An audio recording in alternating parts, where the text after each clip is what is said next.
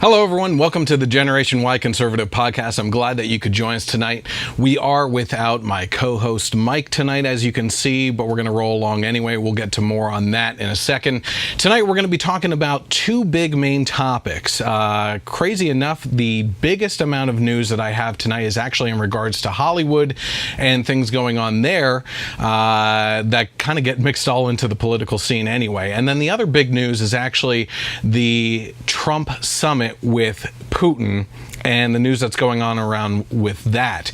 Now, the interesting thing about that is that a lot of news sources on both sides of the aisle are covering this in regards to him praising Putin and putting down our intelligence agency. But one thing that I'm not hearing from a lot of the people out there, anyone so far, is one of the ideas that I have on why Putin actually put down our intelligence agencies in front of the world stage. So we'll get to those topics and more. This is a Generation Y Conservative Podcast.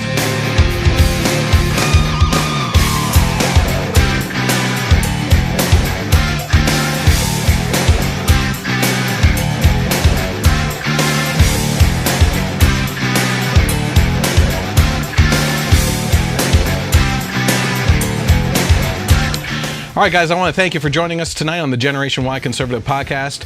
I'm glad that you could be here where the truth is more important than agenda. If you're watching right now, you can follow us live on Facebook as we broadcast this every Thursday, usually around 9:30. We're running a little late tonight, but it's a kind of a little bit behind the scenes before we get the edited version up onto YouTube. But also, this podcast is re-aired audio-wise on KLRN Internet Radio on Sundays from 3 to 6 p.m. on Sundays, obviously, like I said, and they have been gracious enough to put me also onto iHeart, iTunes, and the Google Play Store. So if you listen to podcasts, you can always go to those sources and find it and listen to it there. So just search for the Generation Y Conservative Podcast. Also on Facebook, while you're tuned in right now, what I'd like you to do is head on over to the Generation Y Conservative page. Hit the like button and also hit notifications so you can know when we go live. I'm going to try my best, since I'm alone tonight, to try and get to any and all comments that pop up.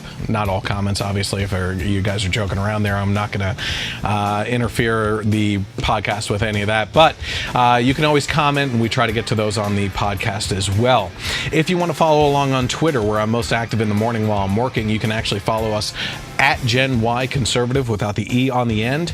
And you can also, most importantly, head to the YouTube page where you can find the podcast in its entirety in the audio and video form in HD format with edited pictures and everything else going into it, as well as little hints of interesting things to come, I think.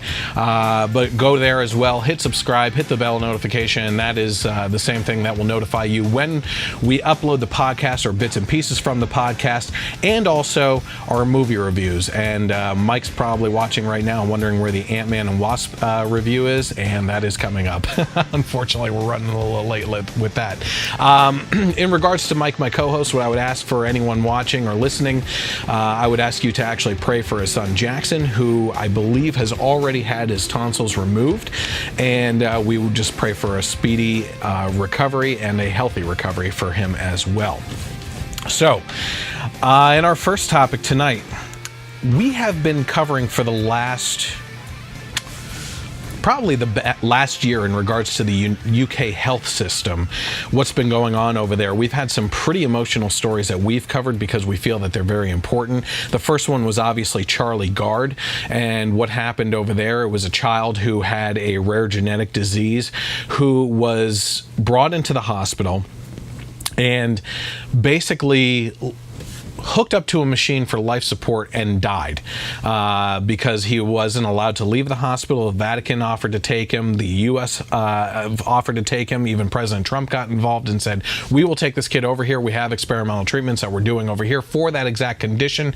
It's not guaranteed, but at least it would give him a chance. The Vatican actually sent a helicopter over to the hospital and had it on the roof of the hospital ready to go in case the hospital would release. But the hospital hospitals over there under the universal healthcare system actually assumed the rights of the parents over Charlie Gard and allowed him to die. In a lot of cases, from my understanding through multiple articles and hearing from different sources and everything, that this child would go for a long length of time in his own urine, sitting there because he wasn't being changed. His breathing tubes that were going into him had mold buildup in them as well. He was just not taken care of, and the parents were not allowed, because of the healthcare system over there, to take Charlie Gard and actually seek alternative treatment somewhere else where they could have possibly saved him. Now, the chances were low, okay? I just got blasted by some Brits today, and they were going at me saying that you don't have to ask permission to go somewhere else. Well, in this case, tell that to the Gard parents. Tell it to Alfie Evans' parents, which is the other child. Just a couple months after, I think it was 2 months after Charlie Gard died in the hospital, the same thing happened again. The UK Universal Health Care System has death panels. There's no way around it. The NHS system picks and chooses who goes, and they seem to, by the numbers, favor those who fall within the age range of 18 to 45. And the reason why they do that is because if you're younger than 18, you haven't lived long enough and your life isn't really worth that much at that point. And if you're over the age of 45, you've lived a good life up until that point, so you can pass on at that point. And the reason why they pick out that subset is because organs. They can actually take the organs of those individuals and feed into that subset of what you would call the sweet spot of 18 to 45 and have those people live a longer, healthier life by actually getting them the treatment. Now, within the last week or two, we actually talked on the podcast about how, because of the outrageous number of people that are taking advantage of the universal healthcare system over in the UK, you're also having problems where the universal healthcare system there is actually cutting back on basic necessary surgeries, including things like hemorrhoid surgery. These are simple procedures that that are at this point now overloading the system, and they're trying to reduce costs by cutting back on necessary care. And at the same time, we have people in the United States actually talking about how we needed to move to that kind of system. Whereas we went at a time last year offering to take these children and actually give them care that they're unable to receive there under that system, and they weren't allowed to leave and seek different medical treatment. I said at the time, in regards to Charlie Gard, if it were me and I was a parent of that child over there, and the doctors in the hospital were absolutely refusing to allow us to seek alternative treatment, you would see me and my wife and I lining up the halls with friends and family and supporters and having them line the halls all the way up to the helicopter, and I will kick people over to get my child necessary care. I will put them in a rowboat and row across the ocean to get the necessary care. You're not going to stop me from getting the necessary care that my child deserves. Now, over in the U.S., on the U.S. side, as far as what we don't have a healthcare problem. What we have is a insurance problem. And the Republicans have for years tried to alleviate that problem by opening up state borders, putting in tort reform and everything else. And in all those cases, the Democrats refused to allow that kind of system to play out to actually prove those results. In this country, if you have a major medical issue, you are going to get the care that you need. It's going to be an insurance issue, though. Will you go into debt? Yes. In the UK, you're more than likely going to die because of those types of treatments being unavailable to you. I'm not saying in most cases. I'm not even saying in the majority of cases over there or anything. But if you happen to fall into an area that they deem inappropriate to give medical treatment, your chances of survival for some basic things sometimes are very low. We've talked in the past about the Canadian healthcare system and the British healthcare system, or dental care in it doesn't really look like they really have that much dental care over there anyway as it is. But if you're going to talk about their dental care, you're talking about, for years now I've been covering, including back to the time of my blog, that people were filling in their own teeth with super glue because they were unable to get into the doctor's office. One of the most outrageous stories at, I believe it was 2 years ago at this point now, was that the hospitals over there took a look at their systems and found that people were waiting too long in the emergency care waiting room, okay? And their way of alleviating that, when they went together and sat down as a board and tried to figure out what was wrong with this situation, their diagnosis and what they put forward for it was to have the ambulances show up to the hospitals at the emergency rooms, wait in the parking lot until there was a certain time period that had passed in the ambulance, then bring them into the emergency room, and then allow them to wait even longer there. Because to them, the wait in the emergency room didn't begin on the clock on the wall until you actually enter the emergency room. And that's how ridiculous the bureaucracy in the hospitals and the United Healthcare system over there actually is. But there's actually a sweet story that's coming out of this right now. Whereas we had the Charlie Gard story and the Alfie Evans story over the last year and what happened with the horrendous nature of those cases, the Daily Wire is actually reporting that there was a baby Oliver who was saved by the U.S., and he was actually allowed to actually get different care. This is according to an Amanda at the Daily Wire. Says, after baby Oliver Cameron was denied necessary medical treatment and funding by the United Kingdom's National Healthcare Service, the NHS, doctors in the United States were able to save his life. Baby Oliver was born with a rare heart condition known as cardiac fibroma. The socialized healthcare system in the UK was not equipped to perform the necessary surgery to remove the non-cancerous tumor from his heart. Oliver would have to be put on a list to receive a heart transplant, and even then, he would only be expected to live to the age of 15 at the longest. It says, due to the innovation and ingenuity of the United States, the necessary surgery was not only available, but had a 100% success rate at the Boston's Children's Hospital. The NHS, however, initially refused to pay for the roughly $260,000 the parents, Lydia and Tim Cameron, needed to fund the trip and procedure that was required to save their baby. And this is what Lydia said: no parent should have to bury their child. For the NHS to say, we're sorry, we can't help, is devastating. We asked if the NHS could fly the surgeon over here, but he's not licensed to operate in the UK. We asked if an English surgeon could learn the procedure, but they said no. So we must raise the money ourselves. Our NHS consultant, i.e. a personal death panel, has said if Boston agreed to treat Oliver, then our NHS consultant said if Boston agreed to treat Oliver, then we had to get him there.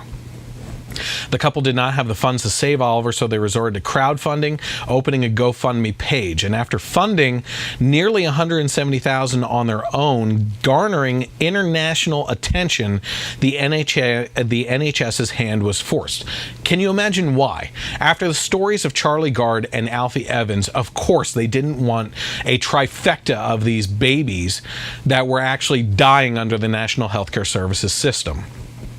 The government finally announced that they would allow and fund the necessary surgery at the Boston's Children's Hospital.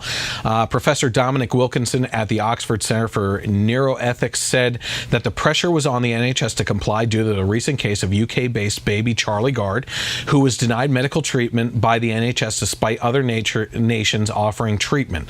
I think the intense attention from Charlie Gard case is likely to make those decision makers more conscious that they are under a greater scrutiny, and therefore that they have to be particularly careful in making a fair decision.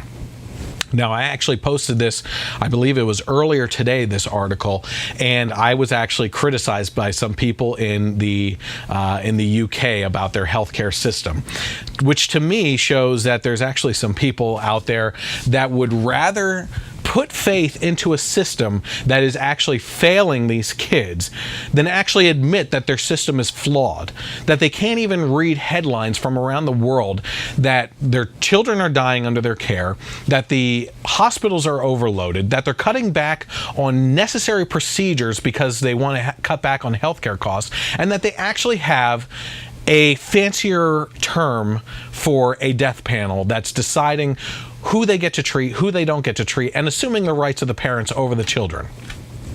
In this case, at least, we actually have some light at the end of the tunnel that maybe social media is actually playing a good part in something for once, and we're actually putting pressure onto these types of systems to actually show that they're under a magnifying glass at this point, and that they have to actually find a way to help people that are in need, that are capable of receiving treatment elsewhere when their own system can't handle it. Okay. Got a couple people joining, including a couple people that I used to go to school with, so that's pretty cool. Okay. That is in regards to the national healthcare system. So I got a couple interesting, just funny stories from the Daily Mail. One says that a pet store manager is sacked after threatening to punch breastfeeding mothers and their babies for whipping their boobs out in front of their kids in an angry Facebook post. Carly Clark from Spartanburg, South Carolina, sparked anger for her Facebook post. It read, in short, "Next female that tries to breastfeed in front of my kids will get a black eye." Angry parents bombarded Petsense store in Gaffney, where Carly was the manager, and Petsense eventually issued online statements saying it did not condone violence. So this is it's just kind of funny. First of all, let's see here. Her exact quote: "I'm not sorry. The next female that tries to whip her boob out to breastfeed in front of my kids will get a black eye. Move that baby because I'll punch it too. Hashtag zero care. Hashtag why. Hashtag in public let's just show kids boobs. And hashtag not mine." So Petsense is where this woman worked, and she actually got canned for a post that obviously went viral enough that a lot of people that are breastfeeding advocates in public were upset by the fact. I don't know. I think Mike and I have talked about breastfeeding in public before, and there's actually that reminds me I need to eventually get this skit together that we wanted to do for one of the candidates out in the Midwest who, in her political ad, that was actually breastfeeding on camera for her political ad. I don't know. Maybe it could have waited. You were recording and actually putting together a professional political ad. When you're out in public, though, I think there's an argument to be made, that at least you can't stop someone from doing it. Babies need to feed. I think there's a modesty issue. I mean, if you can cover up, you should. I think this woman's just kind of throwing it out there that they're helicoptering around their boobs here, trying to breastfeed or something. But to the larger point behind all this, what we actually have is just another case of this social media backlash that has led to the firing of an employee based on something that wasn't actually work-related. Now, you can have your opinion, and you're more than welcome to share it under the video right now, and I'll actually get to some of them if you actually want to leave those comments on how you feel about that. But the one thing I would actually point out again is we've had a string since the primaries last year when there was such a division in the country between Trump supporters and Hillary Clinton supporters and everything, that you actually had people, just because of their political support, and this happened on both sides, would actually actively go after people because of their posts, find out all their information by doxing them and putting out their personal information in regards to phone numbers, addresses, and where they live, and more importantly, where they work. And then they would bombard the social media accounts of these people's employers and try to get them to disavow the employee, and enough bombardment would actually lead to a firing, which is exactly what's happening here. We can't live in a country right now where we have all these anti-bullying campaigns, and then under anonymity on Twitter or Facebook, you have a bunch of people going out there and actually doing social media bullying and getting people fired from their jobs. If you want to have free speech in this country, it comes with consequences, that you are labeled, that you face a backlash.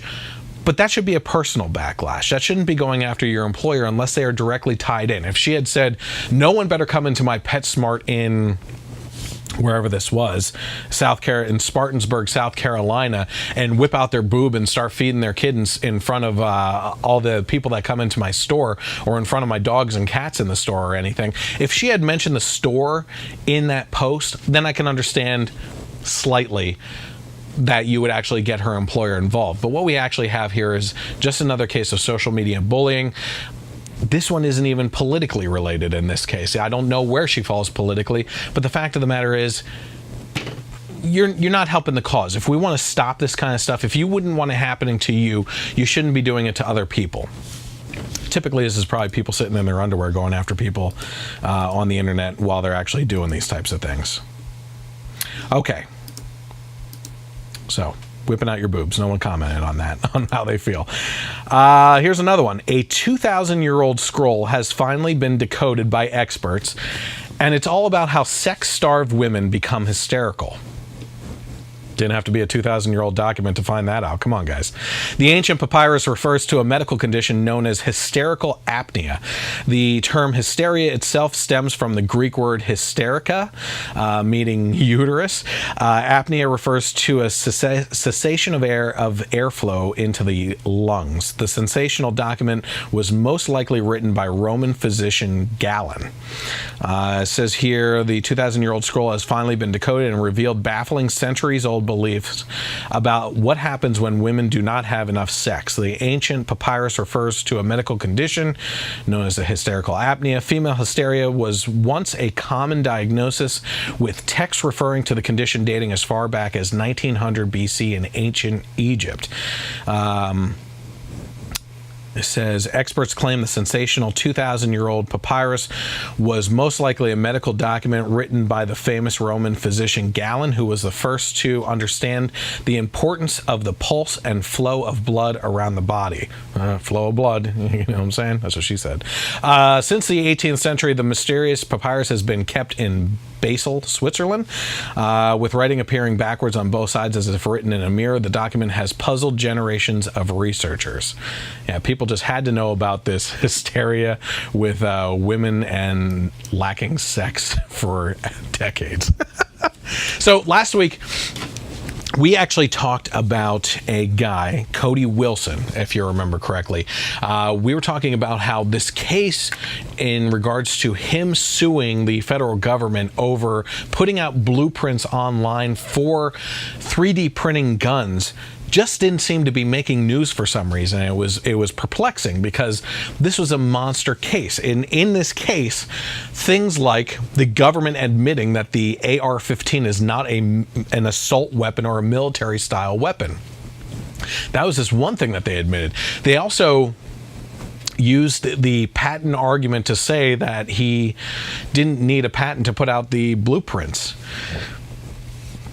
Even Mr. Wilson, Cody Wilson, would actually admit to that was a really weird, backwards way of actually going about things. But the interesting thing about this whole case and him suing the government because they were putting him on terror watch list, he was actually considered within the top 10, maybe in the top 5 of the most dangerous people in the world because of him putting together this website for 3D printing gun blueprints. But the Daily Mail is reporting that the new State Department ruling means that internet users can legally download 3D printed gun designs starting next month. It says the U.S. Department of Justice ruled that it's legal to share blueprints of 3D printed guns online. Cody Wilson, who sued the DOJ, built and distributed the first 3D printed gun. Wilson now says he intends to relaunch defcad.com to host designs on August 1st. Gun control advocates warn the guns could go undetected by metal detectors. That's actually true. Okay. We broke this down last week. I would encourage you to go back and actually see the discussion between Mike and I. The main story here is just as a follow-up to that, in that this is opening the door to, over the next month, a floodgate starting to open for the blueprints for 3D printed guns. Now, the government actually ruled in favor of this guy to have the ability to actually put out the designs for these 3D printed guns. And even as a pro-Second Amendment person myself, Mike and I, and he is a pro-Second Amendment person as well, we understand the dangers of where this is actually leading, that people can actually 3D print their own gun.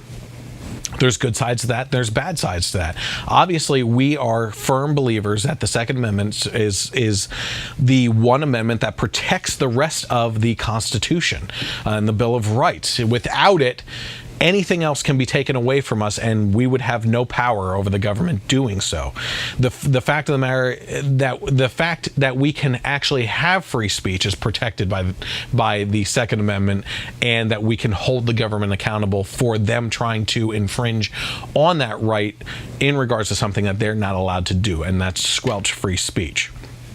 Now, the problem with this, though, is this opens the door to people, especially ones that come into illegal money and large sums of illegal money, like people involved in drug trade and everything else, to buy easily 3D printers that can mass produce guns that are going to be undetectable and untraceable in the United States here. One way of cutting down on that would be to actually cut down on the cartels coming across the border by building a wall. I mean, I'm just throwing it out there, just one thing. But with the idea of 3D printed guns, the one thing that they're talking about here in regards to gun control advocates is that you would be able to 3D print guns in non-metal form, so a type of heavy-duty plastic or something else that's undetectable to actual metal detectors. So that is a problem, okay? But the bigger problem here is the overall discussion of actual gun control.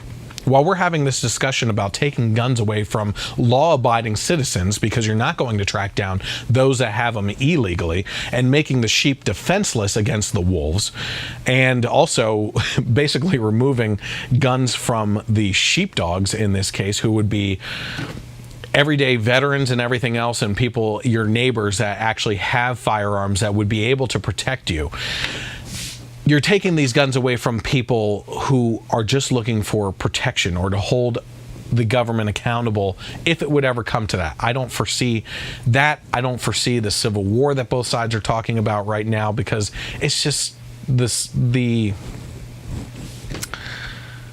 whole thing of that, just I can't see how that would even play out neighbor against neighbor and everything. There's certainly a verbal civil war right now with a division in the United States between all different types of people, rich and poor, black and white, Hispanics and blacks. Apparently that's a big thing I keep on hearing about, between the haves and have-nots, obviously, and everything else, between the police and minorities, between men and women, between men who are now women and women who are feminists.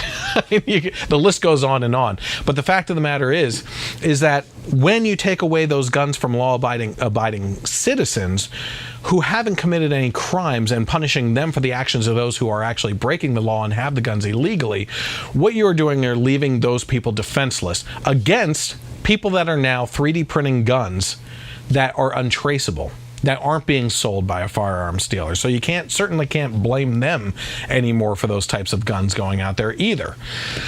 So you're left with this even bigger argument now of this floodgate is open. Where can we go from here? You can't disarm the American public, because there's going to be even more untraceable guns out there. And I would even imagine that there's probably going to be a large number of law-abiding citizens that take advantage of 3D printing guns, because you could probably do some pretty unique stuff and make some pretty cool looking guns if you are actually the type of artistic person that can create those with a unique look to it or anything like that. So come August 1st next month, just keep an eye out, because this isn't something like the dark web or anything like that, where you would have to really do some research into the seedy parts of the internet to find these 3D blueprints for guns. This was actually approved by our own government, that this is something that we can be doing. So I'm guessing that these types of blueprints are going to readily appear on the internet. Let's see here. Okay, moving on. One of the news stories that's been floating around right now has actually been in regards to Starbucks, but also McDonald's and a couple other places that are moving away from plastic straws because of the pollution in the oceans and waterways and everything else. You know, I have a feeling that the majority of people, that if you ask them why are plastic straws so dangerous to the environment, the one video that probably 99% of those people would point to is the one of a sea turtle who had a plastic straw stuck in his nose for so long that it actually grew into I guess the fleshy material of the sea turtle. And they actually had a video of a marine person, probably biologist or something like that, who had got the sea turtle up into the boat, and they had to use like grips to actually remove this forcibly, and it actually caused a lot of blood to come out of the sea turtle's nose, and that's a horrible thing. That is a good example of how devastating these things can be to sea life and everything. How often does that happen? I'm guessing that is kind of like the video that is going to blow up and sensationalize this whole movement and everything, and be used, because beyond that, I'm just taking a guess, and certainly put some links in the comments below on YouTube or Facebook if you find other things elsewhere. But that's probably going to be the video that most people point to. We just got done last week talking about how in 2016, we're a few years late on this story, the garbage patch in the Pacific that was supposedly swirling with the undercurrents beneath Hawaii actually turned out to be a false thing, that it didn't actually ever exist, that it was an environmentalist who concocted this idea based on a few floating debris that he saw that he went through with his boat, and made this idea that there is a huge, massive island that was bigger than the Hawaiian Islands all put together, that was circulating in the Pacific, of just trash that has come from all the different countries where the currents are actually coming from. And the Pacific garbage patch was used by environmentalists and environmentalist activists as a means of trying to control our behavior. And even within the article itself, which was written by Slate, which is a liberal source, it even states that it was under the same guise and faux idea as the hole in the ozone layer, which, how long have we been hearing about that? I've been hearing about it since elementary school, which was, I believe, I don't know, was it global cooling in my elementary school, or global warming? Before that, it was certainly global cooling in the 70s. Then it was global warming, probably global cooling in the 80s. Back to global warming in the 90s. Then we had the hockey stick graph by Al Gore. And then it turns out that we have 16 years of actual temperatures going down. So they're kind of wrong on all fronts. But the fact of the matter is, they will go to lengths to use false things and false stories, false statistics, like the hockey stick graph that has been disproven already, because Al Gore's predictions stretched out to 2016. It's now that was 3 years ago almost. And our graphs are now showing that he was completely wrong. He anticipated New York City to be under 20 feet of water. I don't know. I still talk to people that are living in New York City, so I don't exactly see them taking rowboats to work or anything. And they use all these things like we're not going to live long enough in their short-term predictions to actually see these things come to fruition. And they have. Well, back to the idea of these plastic straws and what's happening with them. This is according to Unbiased America. It says the misguided war on straws. After Seattle imposed the country's first ban on plastic straws earlier this month, Starbucks announced it would eliminate straws franchise-wide, replacing them with a new sippy cup style lid. Which I find fascinating, because last Christmas, we were actually talking about their new holiday cups having the color. You could actually color your cups in. They would give you markers and stuff for that. Well, now this Christmas, you're not only going to get to color your frap or hot coffee, you're also going to get a sippy cup lid for it as well. So all the hipsters sitting in Starbucks, working on their Apple laptops with their beanies on, their skinny jeans, and their little scarves around them, or a beret on top and everything, and dreadlocks and purple hair and nose rings. Am I missing anything? Tattoos. I know someone's probably pissed off about that out there. All these little hipsters can sit in their Starbucks and do their little blogging and everything, and in the meantime take a little sip from their sippy cup, because nothing is symbolic more than the fact that liberals are drinking from sippy cups now. But here's the thing, according to the Unbiased America. The new lids actually use more plastic than the old lid and straw combination. The old lid and straw contained 3.55 grams of plastic, and the new lid contains 4.11 grams of plastic. So their activism has led to even more plastic being introduced into the world. Now, if there ever comes a time when we can actually introduce biodegradable things that degrade after a certain point of time, instead of these paper straws that only last you about 10 to 15 seconds and then become goop in your drink, I don't know where else we can go with this, It is what it is. They've just introduced more plastic into the pollution of everything that's going on. So it's working backwards. It's kind of like the Prius that they introduced, and all these environmentalists running out to buy a Prius because it's going to save the planet without using gas, and there's fossil fuels won't be interrupting the earth if I drive around a Prius now. But in order to make that ginormous battery that every Prius takes, it's going to be made at a plant that uses an extremely large amount of fossil fuel in coal, at least, to do the production of these batteries, just throwing all that pollution out into the atmosphere, and all to build your Prius. And in order for a Prius to correct itself in the amount of carbon that it actually offsets, it would take, I believe, 15 to 20 years to actually offset the carbon from a Prius from its factory manufacturing in order to be a benefit to actually driving around. And I can pretty much guarantee you that's probably not how long Prius owners hold on to their Priuses. Okay, so we have a socialist, Ocasio, of the Democrat Party, and I believe in New York is where she was running, and she won her primary. Let's take a look at how uninformed she is, and this is just pretty funny. Let's take a look at the video. You, in the campaign, made one tweet or made one statement that referred to a killing by Israeli soldiers of civilians in Gaza, and called it a massacre, which became a little bit controversial. But I haven't seen anywhere. What is your position on Israel?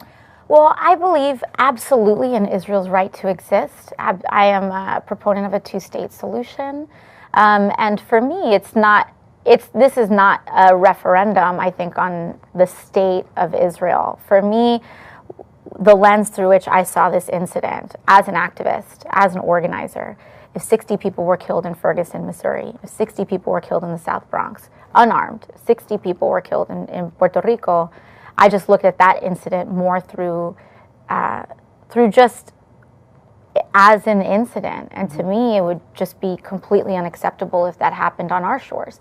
But I am... Of course, the dynamic there in terms of geopolitics and the war in the Middle East is very different than people expressing their First Amendment right to protest. Well, yes, but I also think that what people are starting to see, at least in the occupation of Palestine, is just an increasing crisis of humanitarian condition.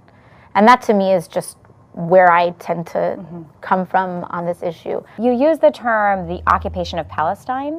What did you mean by that?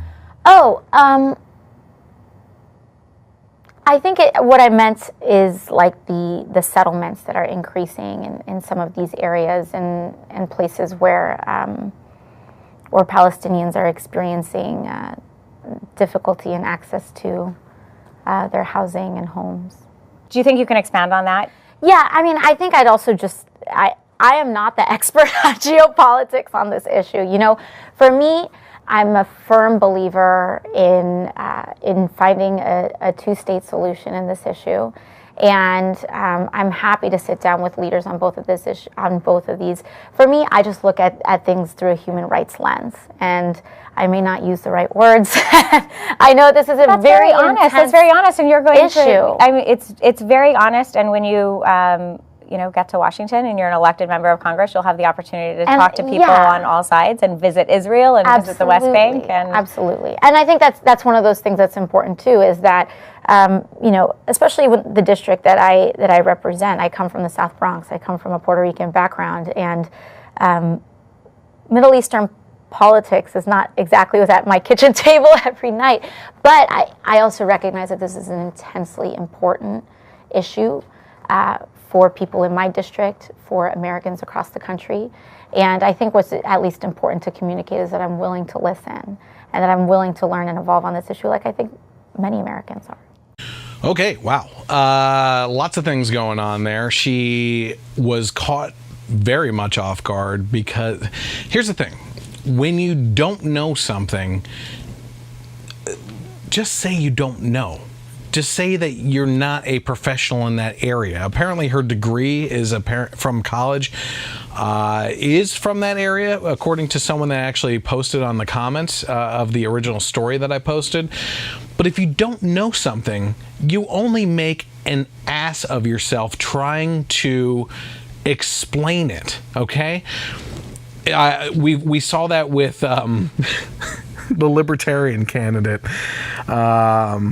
I forget exactly the whole situation, but when he was talking about Aleppo, and he didn't know what the heck he was talking about, but he still tried to push forward with it. It just ruined the whole libertarian platform because that's all people were talking about after that. Here, Gary Johnson, that's who it was, the libertarian candidate. But here she's talking about, I don't know exactly what I'm trying to talk about here. Mike says, I'm not an expert, but I'm a firm believer. What does that mean exactly? Exactly. And on top of that, my favorite part was, I think what I meant to say, well, honey, only you know what you meant to say, for crying out loud. I mean, no one else is swimming around in that brain of yours. And as one of my the followers on the page pointed out, she has those crazy eyes, like the woman in the meme with the boyfriend. She, listen, first of all, I can understand why voters put her in, especially the uninformed ones and everything. The woman is a really good looking woman. She does have those crazy eyes, and it's the crazy ones that you have to look out for, especially when they're uninformed and actually running for office, though. So it was actually a pretty funny video. I thought that you guys would really enjoy that. Okay. Oh boy. Speaking of uninformed, there's a new video out now from Michelle Obama, and she is talking about getting the vote out. Obviously, we've heard in years past and everything about the whole rock the vote and all that. Bear with me, I'm probably gonna have to get the sound into this as soon as it starts up, but we're gonna have a lot to talk about after this video. Call Lin Manuel Miranda. Michelle. Hey, Lin, are you registered to vote? Of course. I am not throwing away my opportunity to make my voice heard this November. If we really want our voices to be heard, we need to vote in every election, not just for president, but for every office, school board, state house, senate, all of them. Can you help me get people registered? Okay, I'm already on it. Well, keep up the good work. Let's see who else we can get on this. Yo, Lin, what up? Hey, Chris, we're looking to field a full team to make sure every American casts their ballot this November. It's real easy from your phone or tablet to get the info you need to vote. Also, Michelle said so. Well, I'm on it. There's no off season for getting out to vote. Call Janelle. No, not now. I'm registering voters. Hey, take this. 4 million Americans turn 18 this year. That's huge. And we need every last one of them to register and vote. Because let's be real. It's going to be the young people of this generation that will change the world. It's time. Our nation requires it. Our democracy in the country we love requires our attention, voice, and participation. When we vote, we prove that we are a democracy with a government of the people and by the people. So every community we visit, it's important for them to know they can really make a difference if they go and vote in every election. Absolutely. So we're asking for your help. Help us start a conversation across America about being active participants in our most basic American responsibility, voting. Talk to your friends and family and neighbors. Tell them your hopes and dreams for your family, your community, and our country. When we all vote, we determine our future. Couple interesting things here. Number one, we have to dispel with the idea that just because you're able to vote that you should vote. And that's exactly what these people are pushing, okay? Michelle Obama, as Nancy Pelosi would say, Lin Manuel Miranda, and Tom Hanks, Faith Hill, some guy throwing a basketball. I don't know who the heck he was, and I don't know who the woman was on the steps either. They threw in some celebrities that are apparently new. Well, obviously the one was an athlete, but some of those people I have no idea who they are because I don't really care.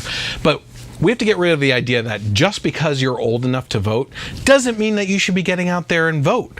What they're pushing here is a bunch of celebrities trying to tell you that you should get out there and vote. Now, if you're not signed up to vote, if you're not an active participant in this republic, which Tom Hanks apparently doesn't even understand. Tom Hanks and Faith Hill, by the way, posted this video. Faith Hill said, take part in our democracy. Tom Hanks said, this is a part of our democracy, for and by the people. No, a democracy isn't for and by the people, and that's why we are a republic, because that's the definition of a republic. So now you're telling a bunch of uninformed people to go out based on your uninformedness about how our system actually works, to actually vote.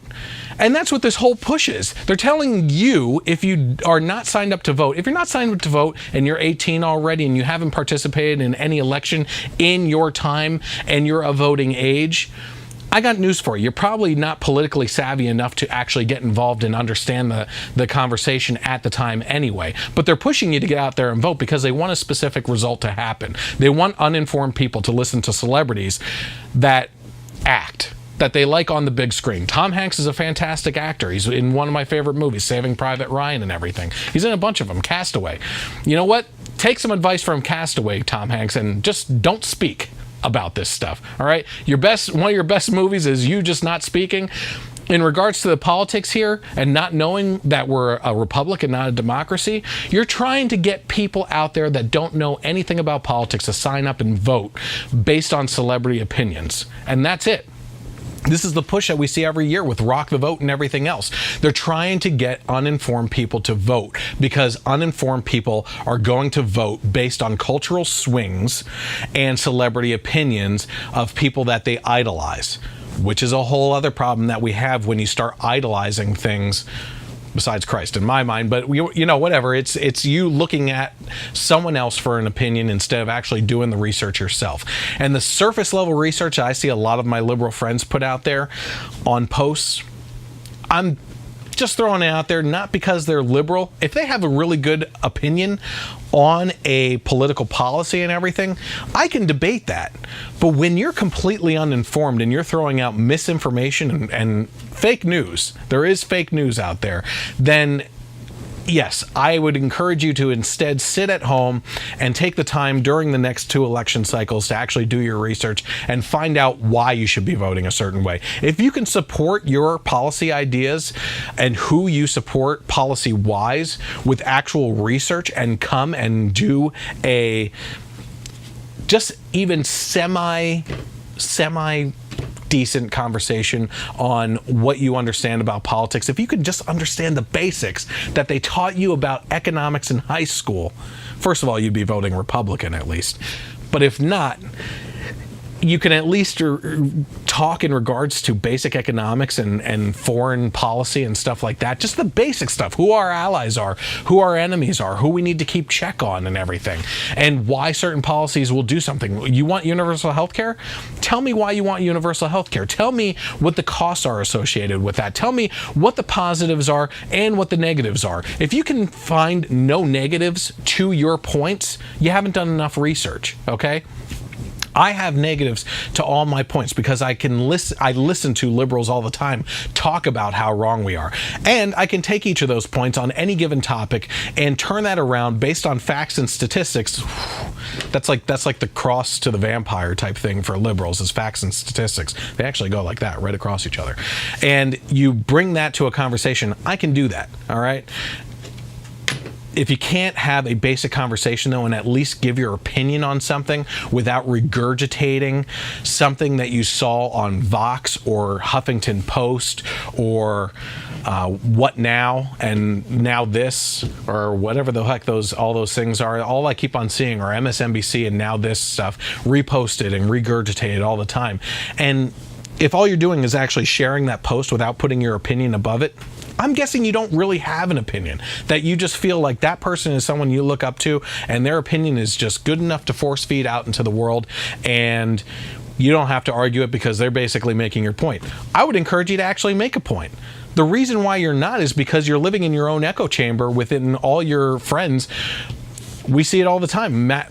Mike and I were just talking the other week about how he went to one of our mutual friends, or we thought so. I was defriended a long time ago because of my conservative views without even being told, hey, I just really don't like what you're saying about your politics and everything, so I just don't want to follow along anymore. So see you later. I'm unfriending you. He found out on air that the guy defriended him, and he knew that morning that he was actually still friends with him. And that's the liberal mentality. If you're not part of that echo chamber, if you dare to challenge someone's point of view because they believe in a liberal policy or liberal policies or politicians or anything, if you don't fit into their mold, you don't fit into their life. And I have news for you. That is a block, a wedge that has been driven into American culture over the last decade. It's been more than a decade. I wouldn't say it started with Obama. I would say that it started with this absolute pure, unadulterated hatred for President Bush at the time. Listen, Patriot Act and stuff like that, we need to, as people on the right, recognize where those faults lied with Bush as well.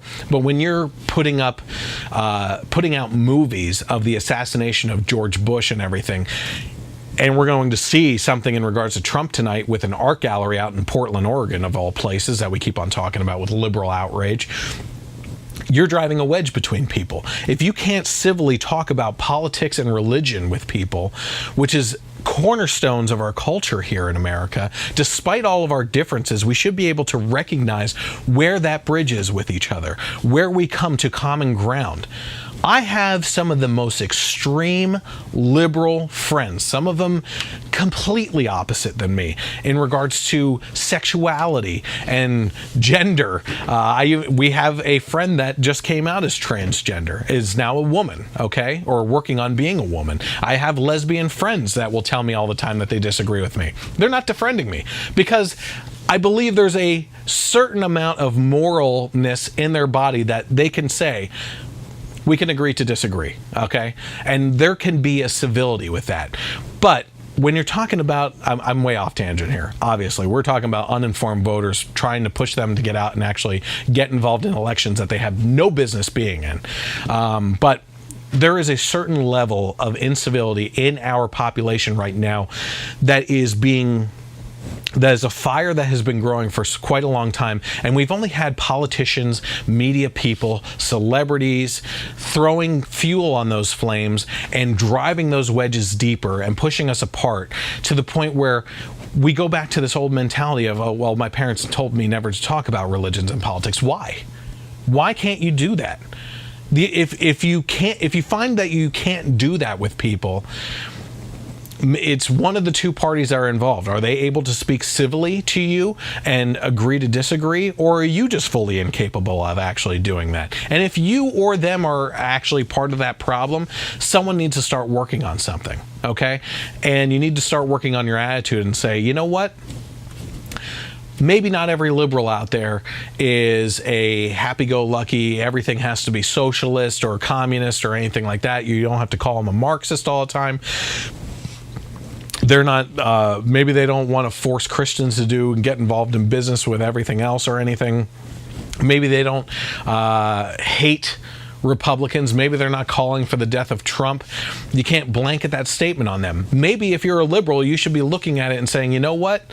Maybe everyone on the right doesn't fall under that alt-right umbrella. Maybe they're not all KKK members and walking around secretly with wigs on covering their shaved heads. Maybe they're not out there calling for the hanging of presidents like Obama and everything like we were accusing them of all the time. Maybe they're not looking to stomp on the homeless out in the streets and kick the children of the poor people in the streets or anything like that. Maybe they're not calling for the death of people just because they can't get health care, because they're not in favor of the universal health care. Actually, take a look. One of the things I just got done talking about with one of my liberal friends is, hey, you keep on posting all these things about how evil Trump is and how evil Trump supporters are. You know me, you know I have a podcast. Ask me what my opinion is on it. You've never asked me what my opinion is on it. And I can tell you and lay it out for you on why we feel that way. Okay? We're not racist just because we want to separate our country with a wall to stop a flow of people coming in, taking advantage of our system that's slowly decaying it. Okay? If they want to come in the legal way, they're not going to decay it. They're going to contribute to it with all their skills and everything else that they bring with it. Their culture.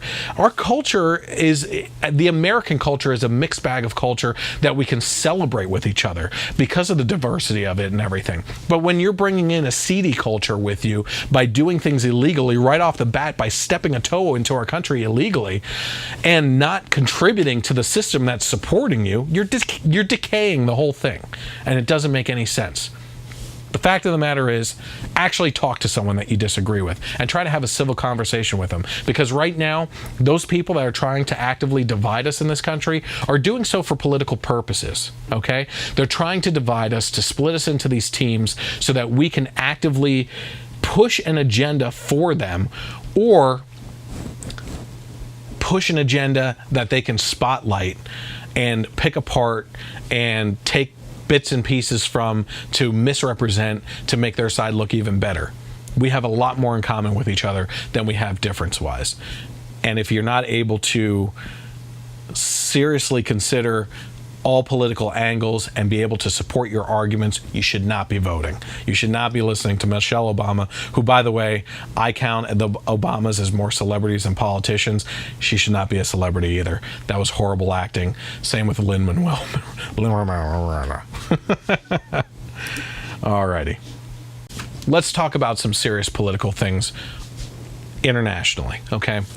We've been seeing over the last year and a half, especially in regards to Trump taking office, a lot of outraged people. There's an addiction to outrage right now and protests all over the country. Whether you agree or disagree with those protests, they're happening.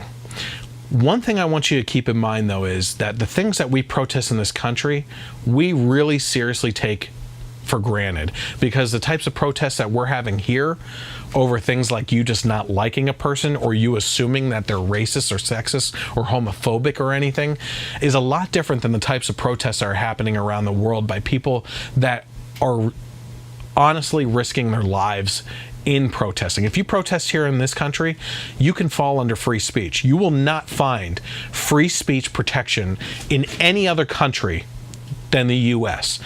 You may be able to feel like you can speak freely in the UK or in Germany or anything like that, but they have the ability that if they seriously don't like what you're saying, they can jail you, okay? Not in this country, not for free speech.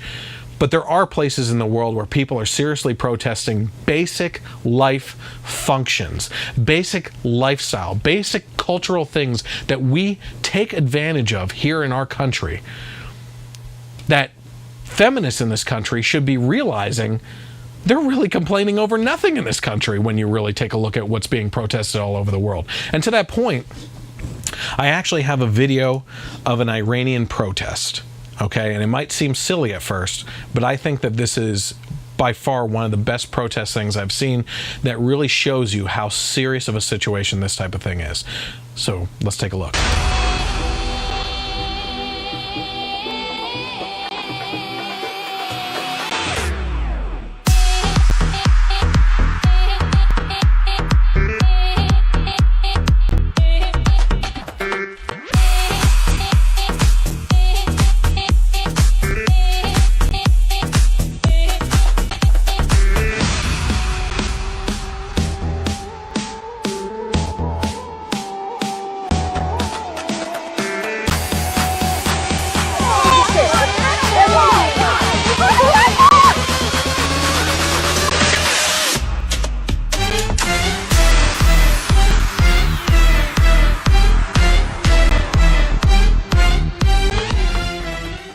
So what we were taking a look at there was Iranian women who were dancing in the streets and videoing themselves, both by dancing and removing their headscarves, okay? Now, culturally over there, if you actually Google Iran in the 1970s and clothing, I think if you just Google that whole thing, Iranian people in the 70s and clothing, you'll actually find that it was a lot more free culture, representative of more of the type of lifestyle that we were having over here with the hippie generation and everything. They were actually walking around the same type of clothes that we were. And then more restrictive and authoritarian figureheads got into leadership over there and just completely downgraded the human rights over there into the fact that, look into Sharia law. This is absolutely barbaric things that they do over there. Women are not allowed to dance in public. Is that not something that we would take, that we're taking advantage of here? Okay, we have people like Carlos Mencia, I think that, or George Lopez. It was George Lopez peeing on Donald Trump's star with a water bottle in social media. I can guarantee you, he could have, you know, did a little jig on the star over there in a rude fashion. No one would have cared. All right, a woman could do it here. A woman can dance anywhere here, as long as the clothes are all appropriate, not down to nothing. But they take advantage of that. Headscarves are worn over in Iran, and if you're not wearing one, they will get you for that. And when I say get you, I'm talking serious things under Sharia law. You know, I think you need, if you're a woman and you're raped, you need something like 4 or 5 male witnesses in order to verify that they saw you get raped and that this was a serious crime, in order for that man to be charged with a crime, okay? Your word as a woman holds nothing under Sharia law. You are not allowed out in public without a man, and if you're with that man, you're supposed to be walking a certain amount of distance behind him. In Saudi Arabia even, women are just now getting driver's licenses, and they have to go through a big process to do that. And first, you would actually need permission from certain people in order to get the driver's license. It's not like, hey, yeah, now you can go get your driver's license and you go to the DMV or over there and get a driver's license. You actually have to go through necessary steps, and there's something like 5 driver's licenses for women right now. That's it.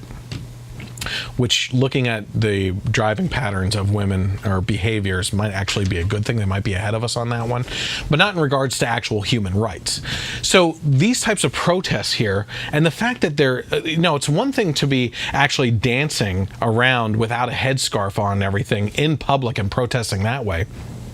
These women were fully aware that they were actually doing so in public on video, as well as evidence that they were doing this. And I can guarantee you that the Iranian government or the officials in those areas know about these videos. These women are putting their lives on the line. Not like that screaming woman who was at Trump's inauguration screaming at the sky, or the crowds of people in New York City outside Trump Tower doing their painful howls into the night because Trump was president. I mean, can you seriously, as a feminist, stand in the Women's March with a pussy hat on your head, expect to be taken seriously in regards to trying to say that this president is a sexist pig, while women are doing this over there and actually risking their lives? Nothing's going to happen to you except that you look like a moron out in the streets of the United States. Over there, you could be stoned to death. And that's just the difference between these two types of protests. These feminists over here should be ashamed of themselves, as far as I'm concerned. But certainly, if you disagree, you can make it known in the comments. All right, let's go to some of the things here. Let's see. Mike, who is not with me tonight, the co-host, is commenting, though. He said they think you should not have to show your ID to vote. I think you should have to take a basic civics test to vote. Absolutely. They want illegal immigrants to be able to vote too. That's actually happening in California. They're trying to pass that right now. Sue Myers is getting involved. She says, let's be real. Only vote if you are informed. It's not like go past go, get $200. If you can't take the time to know the issues, you don't deserve it. Drive a car only after you have spent time behind the wheel and pass the test. Do the same with voting. It's just as important. Leslie is saying maybe it's illegal to dance in the street because it's dangerous. Listen, I don't like you making sense of that. Or as I like to call protesters right now in the U.S., speed bumps. So those are some of the comments that we have coming in right now. But I just found that to be pretty interesting. We're going to throw this picture up in the final version, the YouTube version, but you can actually find it right now on heavy.com. Just search for Portland Gallery posts Trump beheading painting on the window, okay? This is according to heavy.com. One grand gallery and art gallery in Portland, Oregon has posted a graphic painting of President Donald Trump being beheaded with a knife to his throat. Be forewarned that the image and language are both disturbing. The painting includes the words F Trump. A man named Bret Hart first posted a photo on Facebook of the painting as it appeared on the window. Wow, saw this today on Southeast 10th, I guess it is, man. Is that sending a peaceful tolerance message? If you have small children, imagine the conversation this is going to be. Hashtag kids don't hashtag kids do not need this crap. Absolutely. So this is the Grand Art Gallery in Portland. Portland Police spokesperson Christopher Burley asked whether police have received complaints about the painting. Said to Heavy.com, I have looked for calls in this area of Portland from 7/1/18 to present. I have located no complaints about one Grand Gallery located at 1000 East Burnside Street. A community member contacted the Bureau of Emergency Communications to inform police of the etching and report threats the caller had seen on social media regarding the gallery. Based on information I read in the call, however, it does not appear this was a complaint. Well, this is also the city, Portland, Oregon, where we actually had our video that continues to get massive hits on YouTube of the woman that went into the store and found a Confederate flag rug and felt like she was being completely offended and melted down as a snowflake to it. And you have to go watch that video. Just search for Portland, Oregon, Confederate flag rug, Generation Y conservative. You'll find it on YouTube. She has a complete meltdown in the parking lot. But as you can see on the screen in the YouTube version, this is actually a window painting of Trump basically being grabbed by the hair, a knife going through his throat, blood coming out of his nose and throat, and it says F Trump. Now, I get it. Okay, liberals like to say that they're tolerant, that they're accepting of people, that they're peaceful and everything. And when things like this come out, they get to hide behind the idea that this is art, that this is just art. It's just expression, man. You don't have to worry about it. It's just art. It's not. We're not actually calling for violence. You know, it's kind of like them throwing the crucifix into a jar of urine at the one art gallery, or doing the one painting of the Virgin Mary in feces. Okay, it's just art. And that's just art. We're not trying to offend people. It's just art. We're not trying to call for violence with President Trump being beheaded here. It's just art. This is just another example of people not being able to take personal responsibility for their points of views.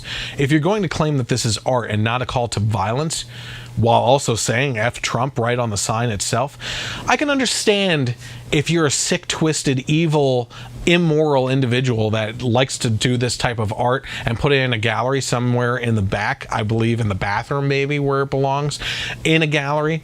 But when you're painting this onto a window of a gallery, facing the street where kids walk by and everything, you're an evil, sick son of a bitch. All right? That's all there is to it. You're allowing kids to see this kind of stuff, and you have no moral or principles in place in any single ounce of any bone of your body. Okay, you're a disgrace to humanity and civility in this country. That's all there is to it. And the people that hide behind artistic expression, whether that's through movies or songs, Eminem and Snoop Dogg doing their things about Donald Trump in their videos and everything, what celebrities are going out there like they just did with all this other stuff with the get out the vote and everything, which I will admittedly say is much more subtle than actually putting a knife to his throat in an art piece. You're hiding behind things. Okay, your true colors are showing through what you consider art, and you're an immoral person. For a couple weeks now, one of the things that we didn't bring up last week was in regards to the congressional hearings of the two FBI agents that were having an affair, that were supposed to take his word, even though he was cheating on his wife at the time, with another person in the FBI, going back and forth with text messages, talking about how they were going to stop Trump. Not specifically how, though, from winning the election. At the time, Strzok was in charge of two investigations, one of which being looking into Hillary Clinton and the email server and what was going on with that, and the Russia probe. And at the time, the Clinton investigation came in first, and they chose to overlook that because they had more of a hatred for Trump. I mean, that's just clearly laid out through the congressional hearings that is what was happening. He put priority on the Trump investigation because he didn't like Trump. They both didn't like Trump, and because they had an allegiance to Hillary, decided to put that on the back burner, and we still don't know information from that. In regards to the congressional hearings, though, there was one representative. His name is Cohen, okay, from the 9th Congressional District, okay, of Tennessee, had a very interesting and I believe offensive thing to say to Strzok during those hearings. Thank you, Mr. Chair. Mr. Strzok, I don't know where to start. If I could give you a Purple Heart, I would. You deserve one. This has been an attack on you in a way to attack Mr. Mueller and the investigation that is to get at Russia collusion involved in our election, which is what this committee should be looking at. A direct strike at democracy and what this country's about, and free and fair elections, keeping us independent of who is our foe, not our competitor, our foe. Okay, if you missed that right in the beginning there, what a Representative Cohen said is that Strzok, the FBI agent, deserves a Purple Heart for everything that he's going through. That is highly offensive to people who actually have seen combat and deserve a Purple Heart. The insinuation here is that under the questioning of Republicans that are trying to get to the bottom of something that was a corrupt seed between these two individuals in the FBI and the falling apart of our intelligence agencies, that bad things are happening with, that this is somehow equivalent to one of our soldiers being wounded in combat and deserving of a Purple Heart. This guy, I'm sorry, if you're in Tennessee and you're in the district to actually vote this guy into office, you need to hold him accountable. But going on, what's important about this is all of this is going to tie into this bigger Trump discussion in what happened in Russia and the deeper discussion with the intelligence agencies that Trump put down. So, over this last week, what a lot of news agencies, including people on the right and everything, were getting upset about is that Trump seemingly put down our intelligence agencies and propped up President Putin. Now, one thing I've not heard from any news source, including the right-wing ones that I listen to, is why he put down our intelligence agencies, and that this seemed to be a stupid mistake on his part. I believe it was actually something else. So let's take a look at what his comment actually was at the time that everybody is up in arms about. President Putin denied having anything to do with the election interference in 2016. Every U.S. intelligence agency has concluded that Russia did. My first question for you, sir, is who do you believe? My second question is, would you now, with the whole world watching, tell President Putin, would you denounce what happened in 2016, and would you warn him to never do it again? So let me just say that we have two thoughts. You have groups that are wondering why the FBI never took the server. Why haven't they taken the server? My people came to me, Dan Coates came to me, and some others. They said they think it's Russia. I have President Putin. He just said it's not Russia. I will say this. I don't see any reason why it would be. I have great confidence in my intelligence people, but I will tell you that President Putin was extremely strong and powerful in his denial. Okay. Here is my theory on what just happened there and what people are up in arms about. Over the last year as Trump got into office. If you've been following along with the podcast for a while, you know that I am not, or was not, a very big Trump supporter, and that I felt like he just said the most asinine things, that he is not a good person. Still, I'm not a big fan of the character of the person still. I'm a big fan of the policies and the checklist that he goes through, unlike any other politician in at least modern history, possibly all of history, with campaign promises. But the one thing that I have to give Trump credit for is that he says some of the most ridiculous things, and it gets a response. Now, what I mean by that is the fact that when you look at some of the stupid things that he says, it just enrages the left, okay? And then they start spouting off things, and then once they get so completely overwhelmed with their own outrage and everything, President Trump comes back in to address it and put them in their place, because he has more information and proves them wrong, which is exactly why fake news as a saying has really taken off in this country, because every time they keep on saying that he's wrong, here's why he's wrong, he comes out and he shows that they're the ones that are wrong. In regards to him putting down the intelligence agencies, the reason why I showed you the first clip in regards to the Purple Heart is because I absolutely believe that this all feeds into it. Now, I will be the first person, I've said it multiple times in the podcast, I hate when die-hard Trump supporters give Trump credit for things that they're just assuming he's doing.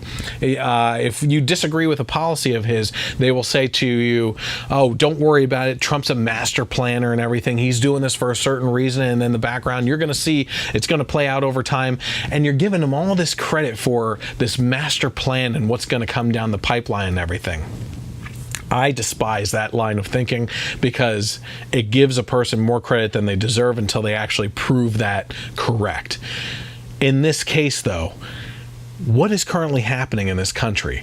We just got done with President Trump, Sarah Huckabee Sanders, and multiple other Republicans going to Congress and other media sources and everything and saying, what's going on with the FBI investigation? What's going on with the Mueller investigation into Russia interference and colluding with Trump?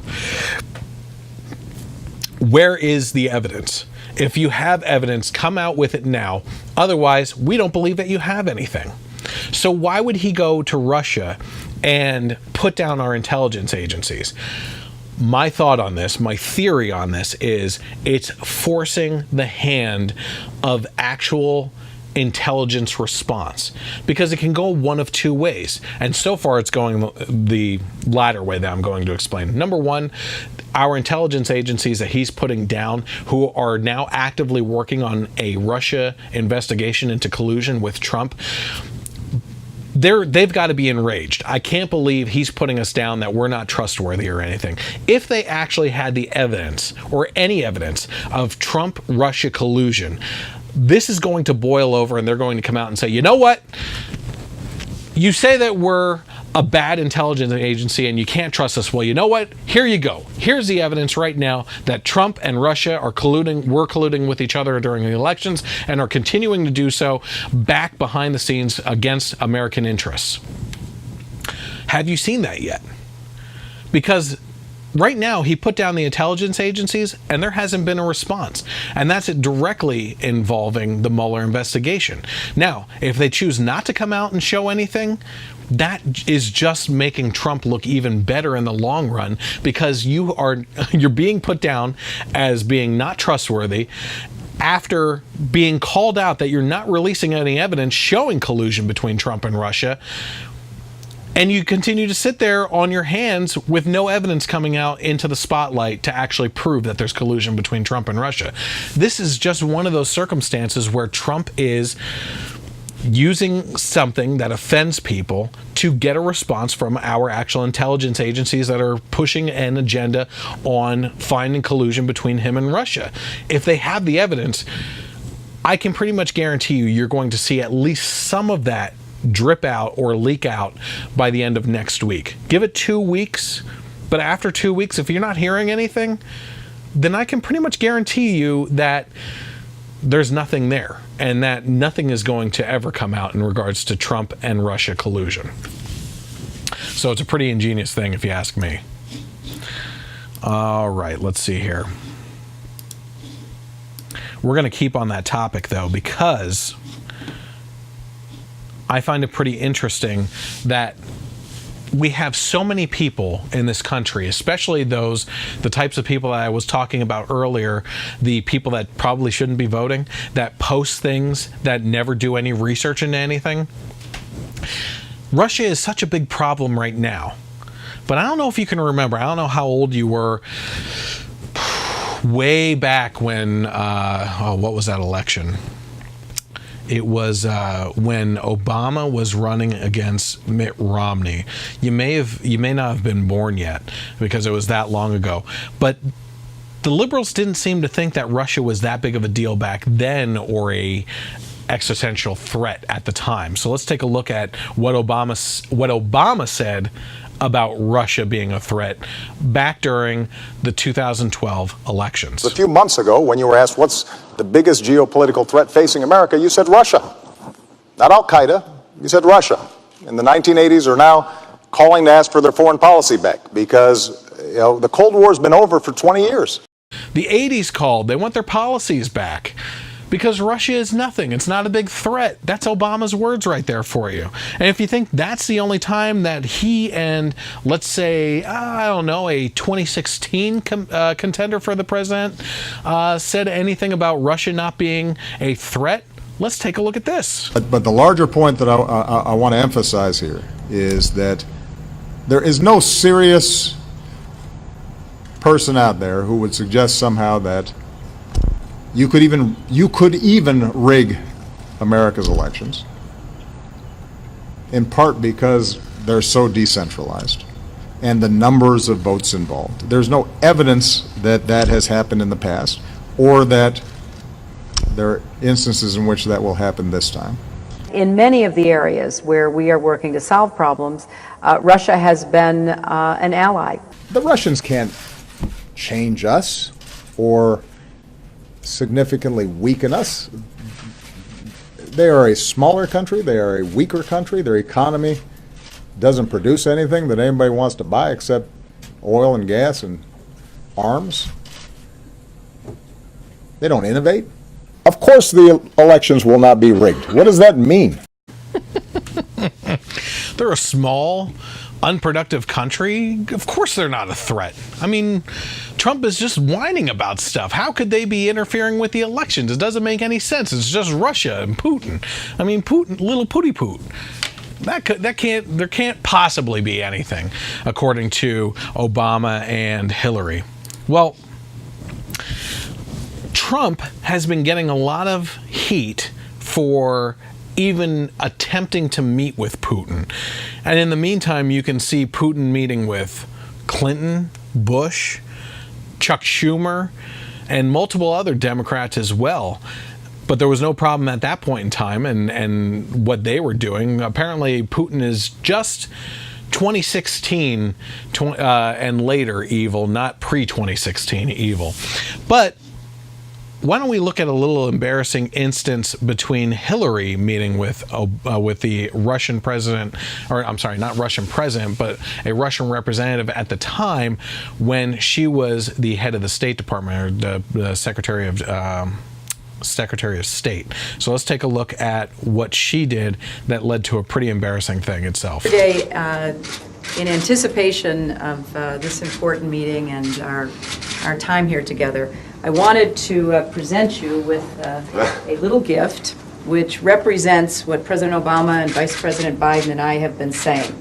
And that is, we want to reset our relationship.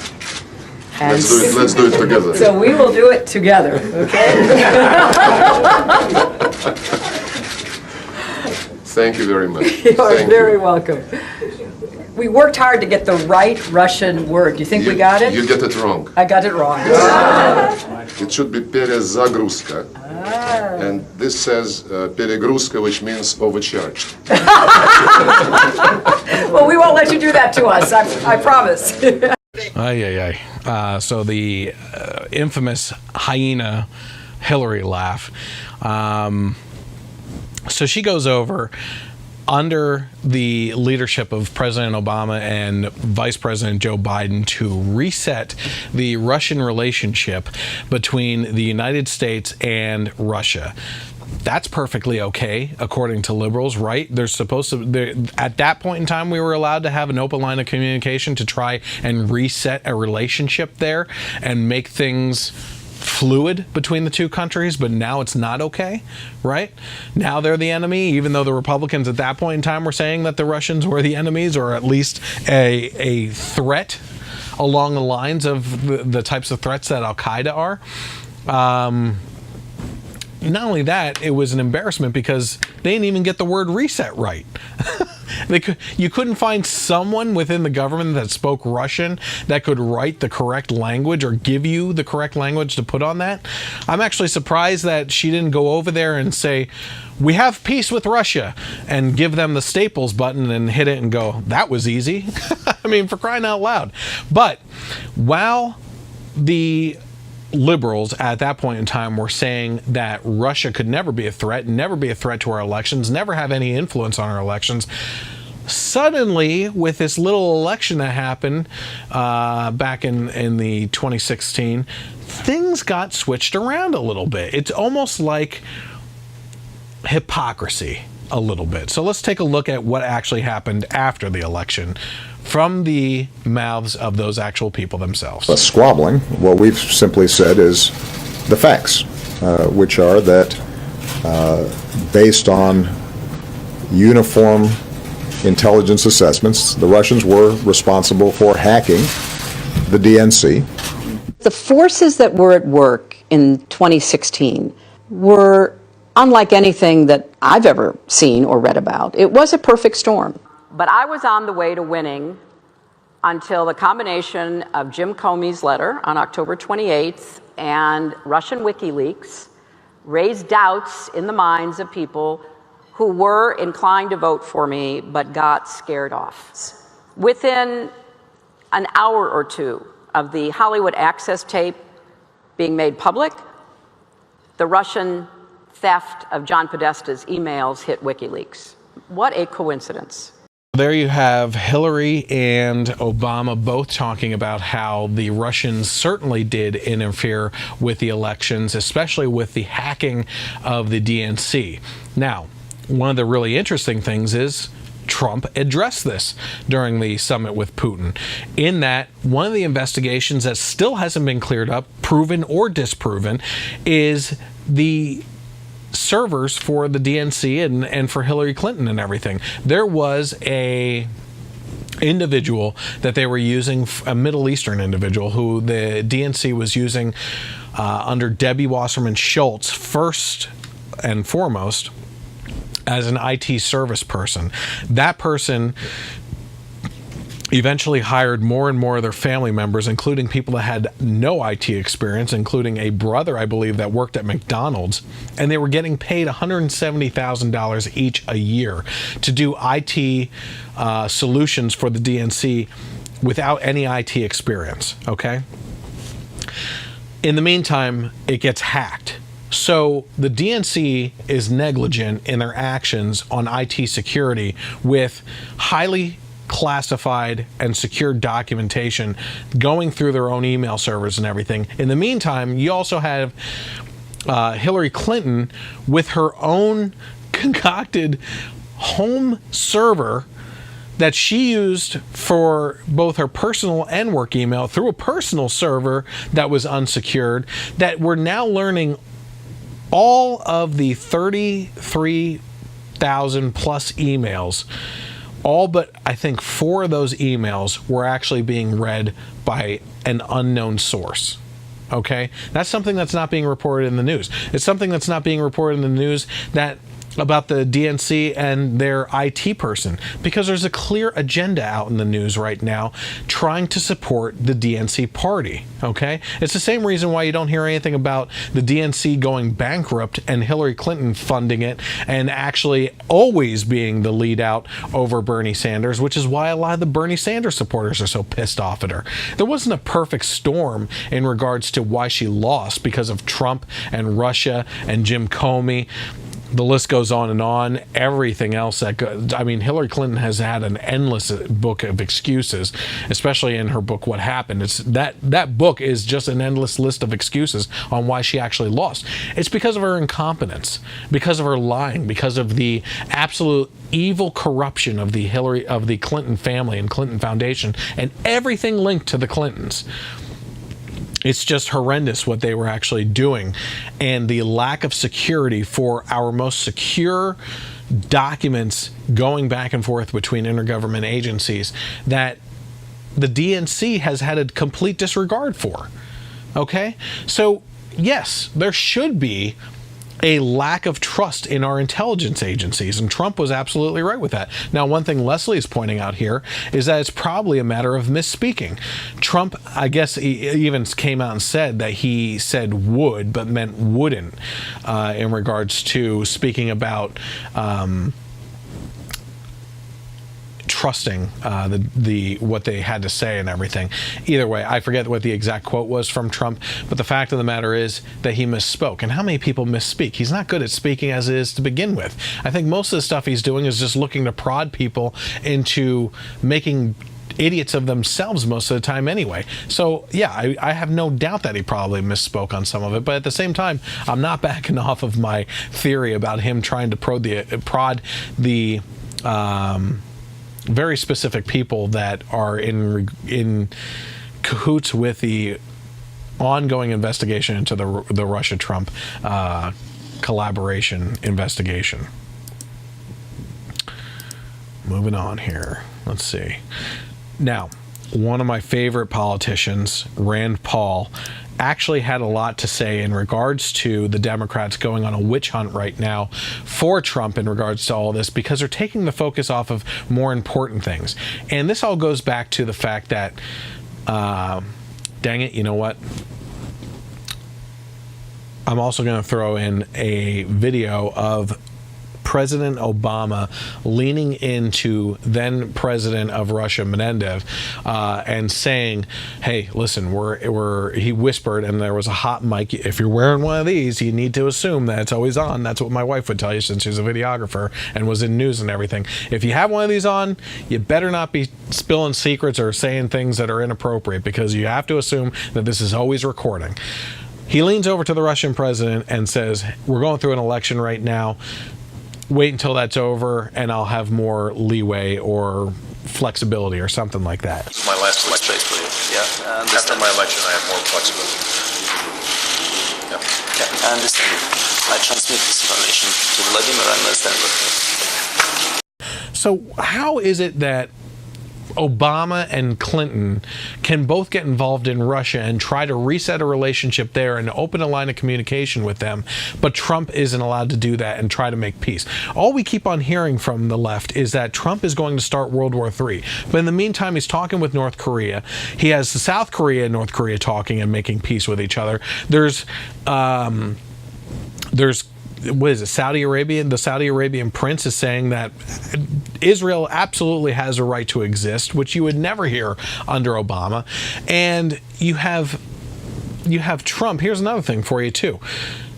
Trump is apparently in trouble for saying bad things about our intelligence agencies. What about Obama giving billions of dollars literally in cash on pallets to Iran? Iran, the country that we just saw the Iranian protests of women dancing in the streets, because that's an actual protest there, okay? He gave up billions in cash to them that's untraceable, that was to secure a type of peace with them. You know what that is? That's the equivalent of you being bullied in elementary school by a bigger person, and just without even getting bullied that day, just going up and emptying out your pockets and saying, hey, here you go, Max. Here's all my money from today. Just don't do anything to us, okay? Just don't hang us upside down and give us a swirly in the toilet. Here's all my money. This is all I got. Is that okay with you? And the reason why we can actually point to that and show that as actual symbolism for or a metaphor for what's actually going on right now with Iran is because the second that Trump had the ability to cut off that funding to a terrorist supporting state, immediately you saw Iranians and the government and everything out in the streets screaming for death to America and everything. There was no peace there. It was faux peace at the time with Iran. You also have the reset button and everything else. Well, if Trump isn't allowed to try and secure peace with Russia, Senator Rand Paul actually has something to say about the hypocrisy of the left. Trump derangement syndrome has officially come to the Senate. The hatred for the president is so intense that partisans would rather risk war than give diplomacy a chance. Does anybody remember that Ronald Reagan sat down with Gorbachev and we lessened the nuclear tensions? We need to still have those openings. Nobody is saying or excusing Russia's meddling in our elections. Absolutely. We should protect the integrity of our elections. But simply bringing the hatred of the president to the Senate floor in order to say, we're done with diplomacy, we're going to add more sanctions and more sanctions. You know what? I would rather that we still have open channels of discussion with the Russians. Kennedy, at the height of the Cold War, had a direct line to Khrushchev, and it may have prevented the end of the world. Should we be so crazy about partisanship that we now say, we don't want to talk to the Russians, we're not going to have relations with the Russians? We should stand firm and say, stay the hell out of our elections, but we should not stick our head in the ground and say, we're not going to talk to them. I would like to see the Russians leave Ukraine. I think we could do it through diplomacy. We're not going to have it if we don't talk to them. I would like to see the Russians help more with North Korea, with denuclearization of the Korean Peninsula. We're not going to have it if we just simply heap more sanctions on and say we're not going to talk to the Russians, and anybody that talks to the Russians has committed treason.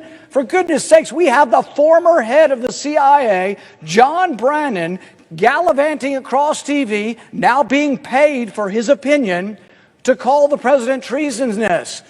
This has got to stop. This is crazy hatred of the president. This is crazy partisanship that is driving this. For goodness sakes, we don't excuse Russia's behavior in our election, but we don't have to have war. We can still have engagement. We have engaged Russia throughout 70 years while also acknowledging the imperfections of their system, the parts of their system that we vehemently disagree with. The lack of freedom, the lack of human rights, and yet we had open channels of negotiation, open channels of communication. So I could not object more strongly to this, Mr. President. I object.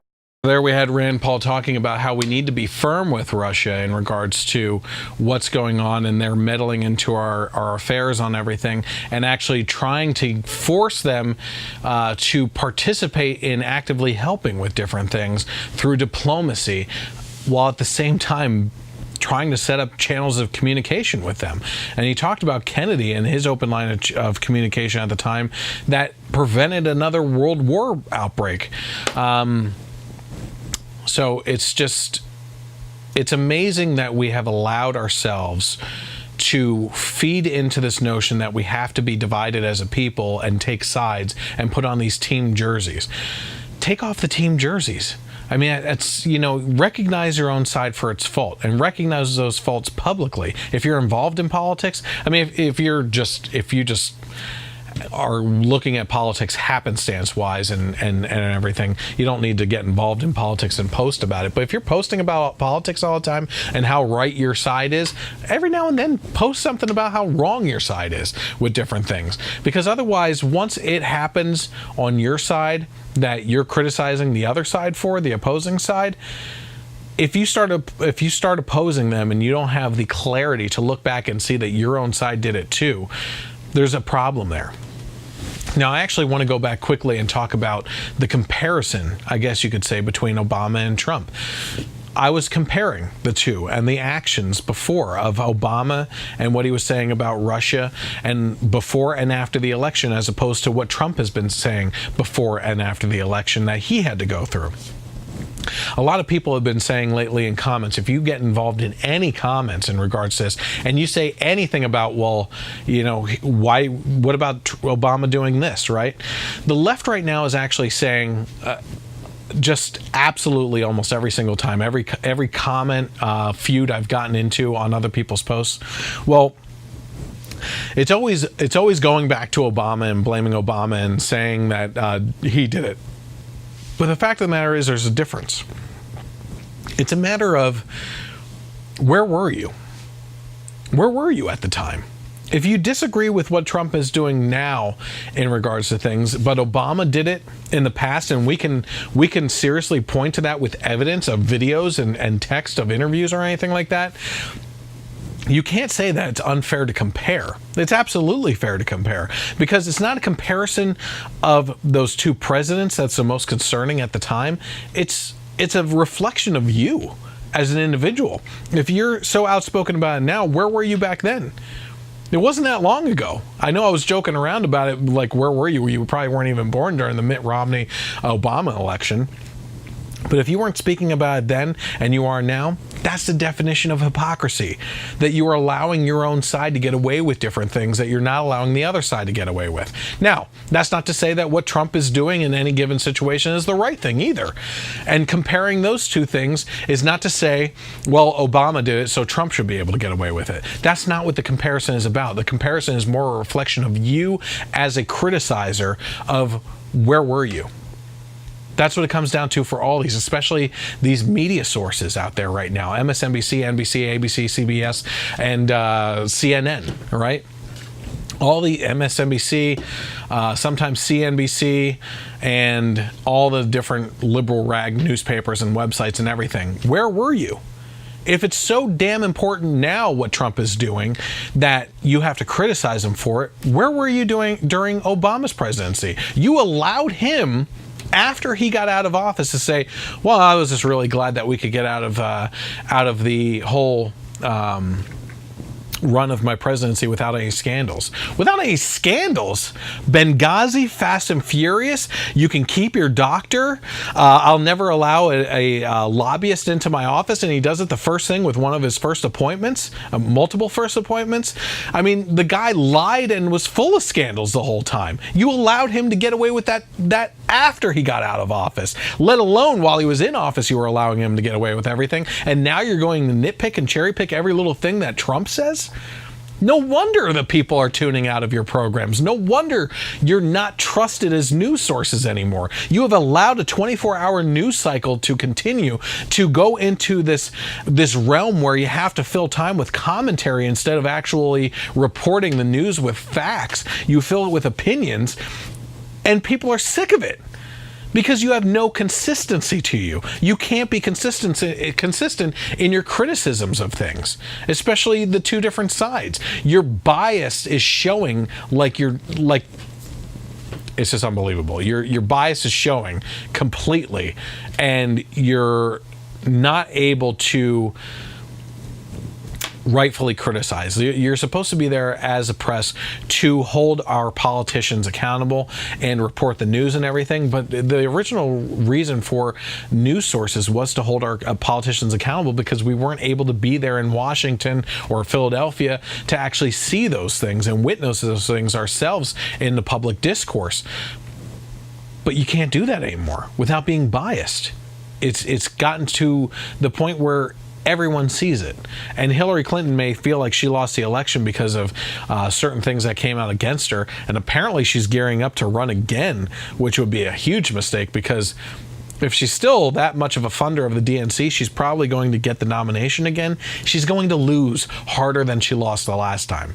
It's going to be a worse spanking for her, okay? Because Trump is actually checking things off the checklist and doing things, and since taking office has gotten a lot of Democrats I'm talking to going, you know what?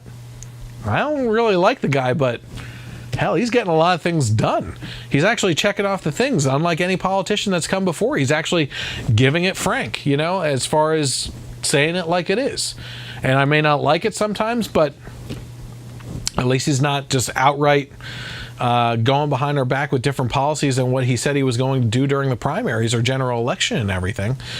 Now, to that point, in regards to bullies and stuff like that, we go back to Mike, my co-host, who says, who is Max? And what did he do to you as a child? I was trying to think of the best bully name, and I was thinking of Back to the Future. I couldn't think of his name in time, and then I thought of Biff as I was reading that during the Rand Paul video. So Sue Myers jumped in here. She said, can we clone him? We need more people in the Congress who understand open lines of communication. Can we fire those congressmen who won't do their job because it's hard? It's too hard, please. If that is the case, resign and go to your safe space. Dislike the policy, not the man. I was able to do that with Obama. Absolutely. You know, a lot of people will actually come out and say that just because you disagreed with Obama's policies, at the time it was an immediate jump because of the divisive nature of our country to, well, you're a racist. No, he told us that we could keep our doctors, and we couldn't keep our doctors. He told us that premiums would go down by $2,500 and increased by at least that much for everyone per family. He told us that that Benghazi was due to a bad YouTube video that came out, and it turns out that our intelligence agencies were over there getting involved in arms dealing and everything, and it was an operation that went south. And that was your fault that our diplomats died over there, that Chris Stevens and multiple heroes of our soldiers were lost during that incident and everything. It's the fact that you tell us that you're for gun control and that there's too many guns in this country and that we need laws to ban guns and everything, that you come from a city that bans firearms and has the highest murder rate of firearms every single freaking weekend, right? That a policy is obviously not doing anything, but of course a national policy would be sure to be the Band-Aid that's necessary, even though we have more guns in this country than every other country combined, basically, including our own government agencies. But that you say all this stuff about gun control, and then in the meantime you run an operation called Fast and Furious down in Mexico with untraceable serial numbers on guns, allowing them to come back across the U.S. border, so that what?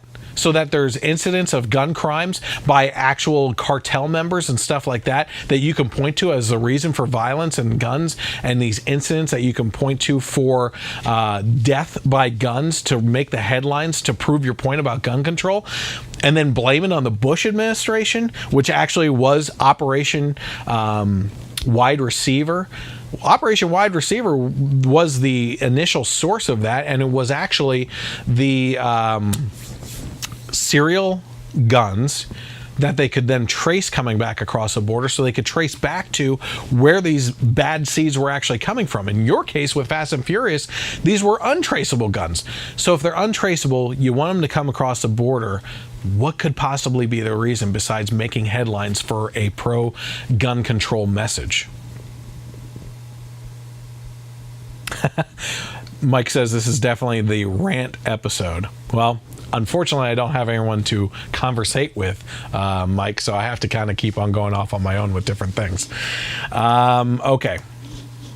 We went over Rand Paul. Okay, we're going to jump out of politics. So that's all in regards to Trump. Lots of things surrounding him right now. It's going to continue making the news with everything as well. In regards to Russia, they're just going to keep on just beating a dead horse with this, or as the Russians would say, beating a dead horse. So let's get into some entertainment news, because I have 5 stories here in regards to entertainment, and some of them are just for fun, like this one right here. It says Tara Lipinski and Johnny Weir are hosting a new Food Network show. So if you're not familiar with who those two are, they are the woman and the extremely flamboyantly gay guy who, not that there's anything wrong with that, it's just fact, were hosting the Olympics, and they are now getting their own show, and I believe one of them is in regards to cakes. Yes, the 3-time national champion and 2-time Olympian and his co-host, Olympic gold medalist Lipinski, are hosting a new show, Wedding Cake Championship, premiering at 9 p.m. June 25th on the Food Network. Don't miss it. The drama and sparkle are pretty outrageous, Weir posted, announcing the show on Twitter. Let me ask you something. In regards to fashion or cakes or anything else, besides Cake Boss, which was actually, it's kind of a funny show and a pretty interesting one and everything, what is so unique about getting, first of all, a female to do the show, and then a flamboyantly gay male to do the show? Again, not that there's anything wrong with that, but it's overdone. We're going to get the next story here is another overdone scenario with TV shows and everything.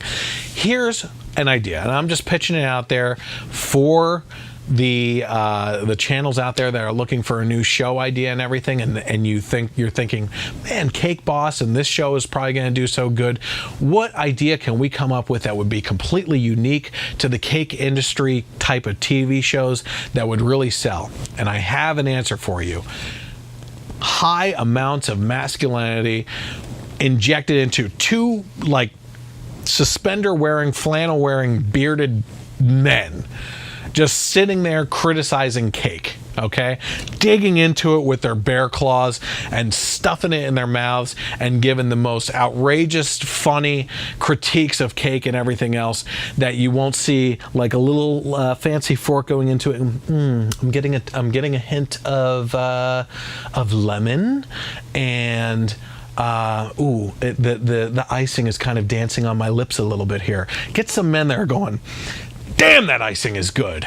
I mean, it's just melting in my mouth right now. And the guy's like wiping out the other guy's beard. Oh, look at that. Oh, geez.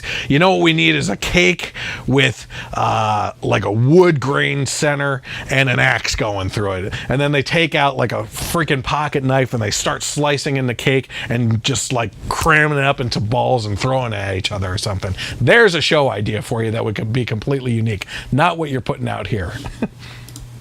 By the way, Mike, that's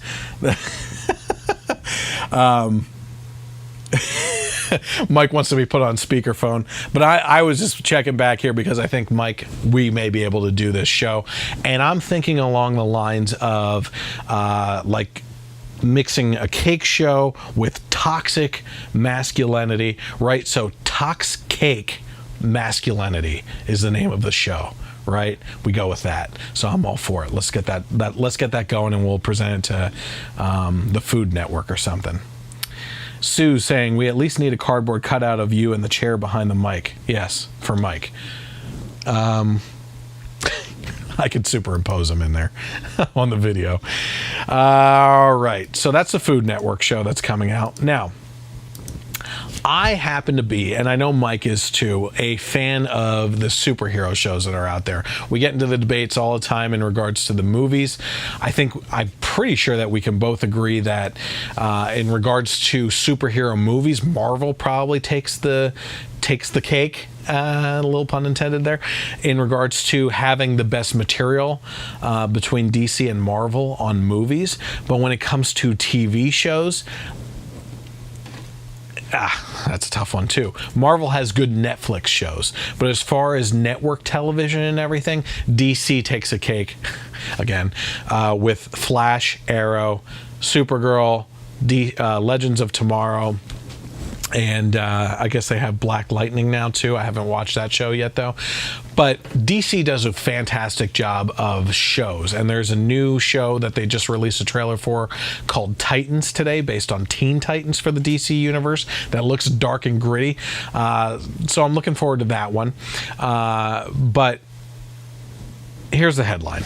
According to Deadline.com, a Batwoman TV series is in the works at the CW with groundbreaking lesbian superhero lead from Caroline Dries and Greg Berlanti. It says Batwoman is already scheduled to visit the Arrowverse for the annual crossover event in December. She may now become a permanent member of it, expanding the universe and breaking some TV ground in the process. Really? You're breaking TV ground because you're a lesbian? Is that where we're at? We have no representation of the LGBTQI, NFL, NBA, MLB, NRA plus community out there right now? No shows? No shows? Even on the CW, where on Superwoman, the one secondary lead is a lesbian. On the Arrow, where the Canary is a lesbian and multiple other characters are. Even in the Flash, where multiple multiple characters and supervillains come out as gay, or in DC Legends of Tomorrow where there's multiple gay characters and even straight characters are experimenting with each other. Like, CW is known for this, what you call groundbreaking. This is no longer groundbreaking. It's just, again, beating a dead horse, for crying out loud. Like, what is the purpose? I think what we continue to talk about in regards to these comic book adaptations to the screen and to for TV screens and movie screens and everything is that you're trying way too hard, first of all, to appease a crowd that isn't into the comics to begin with. And I guess your thinking behind that is that you're going to gain new type of viewership to those shows and to a comic book or a love for comic books or something like that. But those numbers haven't been playing out for anything. You can't seriously look at the criticisms or applause for those TV shows and say, well, look at the numbers that just came in. We have a whole new audience in the LGBTQIA plus. I don't even know what the heck it is anymore, for crying out loud. I mean, you need a teleprompter just to remember these acronyms for things. But look at all these new gay and lesbian viewers that we're getting because we just turned a character gay. This is fantastic. We're really exploding the universe now for these people. It doesn't happen. What you end up doing is alienating the true fans of the comics that you should have had in mind in the first place for the TV show, to actually bring the adaptations that they've been reading for years as kids to life and bringing the character true to form to the comics to appease them. And if you can do that, if you can gain the hearts of those people, then you're going to have a successful show. But yep, look forward to a lesbian Batwoman series coming to the CW. And why is the question. See, right there, I would, if the headline just read Batwoman series coming to the CW, I would be so ecstatic. But tell you what, our family doesn't watch Supergirl because of all the crap that they pushed into that. It's Supergirl might as well just be social justice warrior girl at this point. Speaking of superheroes in the DC universe specifically, Henry Cavill, who plays Superman in the newest movies, has apologized for controversial #MeToo comments. He was so right in the beginning, and now he apologized. But he's not the only star tonight that backtracked on his stuff when he was right. Henry Cavill this is according to Screen Rant, Henry Cavill has issued an apology for his controversial comments over the #MeToo movement. The Justice League and Mission Impossible Fallout star landed in hot water this week when he made some remarks about the recent feminist movement that originated in Hollywood and has since spread across the entire globe, triggering a wave of backlash that has pressured the actor to take a few steps back and apologize. Don't apologize, you look worse for it. The #MeToo movement began last year with an expose that detailed a wide number of sexual assault allegations made against famous producer Harvey Weinstein by women in Hollywood. Since the story surrounding Weinstein broke, a growing list of actors, liberals, have begun to step forward with their own experiences of sexual assault while working in the film and television industry. Liberals. Their stories inspired #MeToo, a feminist movement that is demanding a stop to the rampant abuses of power within Hollywood. Okay, so the controversy with Henry Cavill first began earlier this week when excerpts from an interview Cavill had with GQ Australia spread online. When he was asked on his feelings surrounding the #MeToo movement, Cavill admitted that men's behavior has to change. So what are we disagreeing with here? But the actor also stated that he is a fan of traditional dating moves that members of the #MeToo movement may not be such big fans of.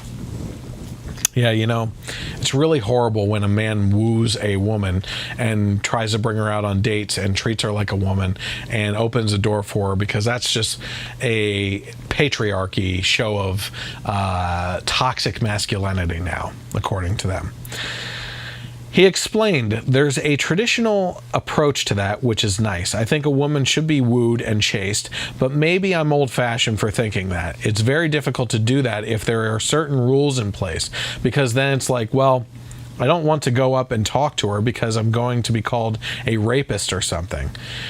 This proved to Cavill's most controversial comment, and the issue quickly grew to a size where the actor could no longer ignore it come Thursday. So basically he said women should be wooed, should be treated right, should be chased after, and that the hashtag #MeToo movement has pushed forward a feminist wave movement that if you talk to a woman, Netflix has a rule in place right now that if you look at the opposite sex for more than 5 seconds, it's considered an assault, sexual harassment, right? So of course he's right on this. He didn't say anything wrong. The feminist movement and the hashtag #MeToo movement has gone to the extremes and labeled everything under the sun in regards to flirting as a sexual assault, which really removes the actual heaviness of sexual assault from sexual assault victims of rape and sexual assault of grabbing and groping and everything else. It removes the seriousness from that. Cavill later issued a statement to the Huffington Post, where all your liberal readers will be, apologizing for his comments. The actor chalked up his statements to editorial liberties. No, you said it and it was the truth. And explained that he had no intention of disrespecting hashtag #MeToo, a movement which he supports. He said, having seen the reaction to an article in particular about my feelings on dating and the hashtag #MeToo movement, I just wanted to apologize for any confusion and misunderstanding that this may have created. Insensitivity was absolutely not my intention. This experience has taught me a valuable lesson. Yeah, you have to say what you learned in this. As to the context and the nuance of editorial liberties, I look forward to clarifying my position in the future towards a subject that is so vitally important and in which I wholeheartedly support. Blah, blah, blah, blah, blah, blickety, blah, blah, blah. No, you shouldn't have apologized because you said the truth.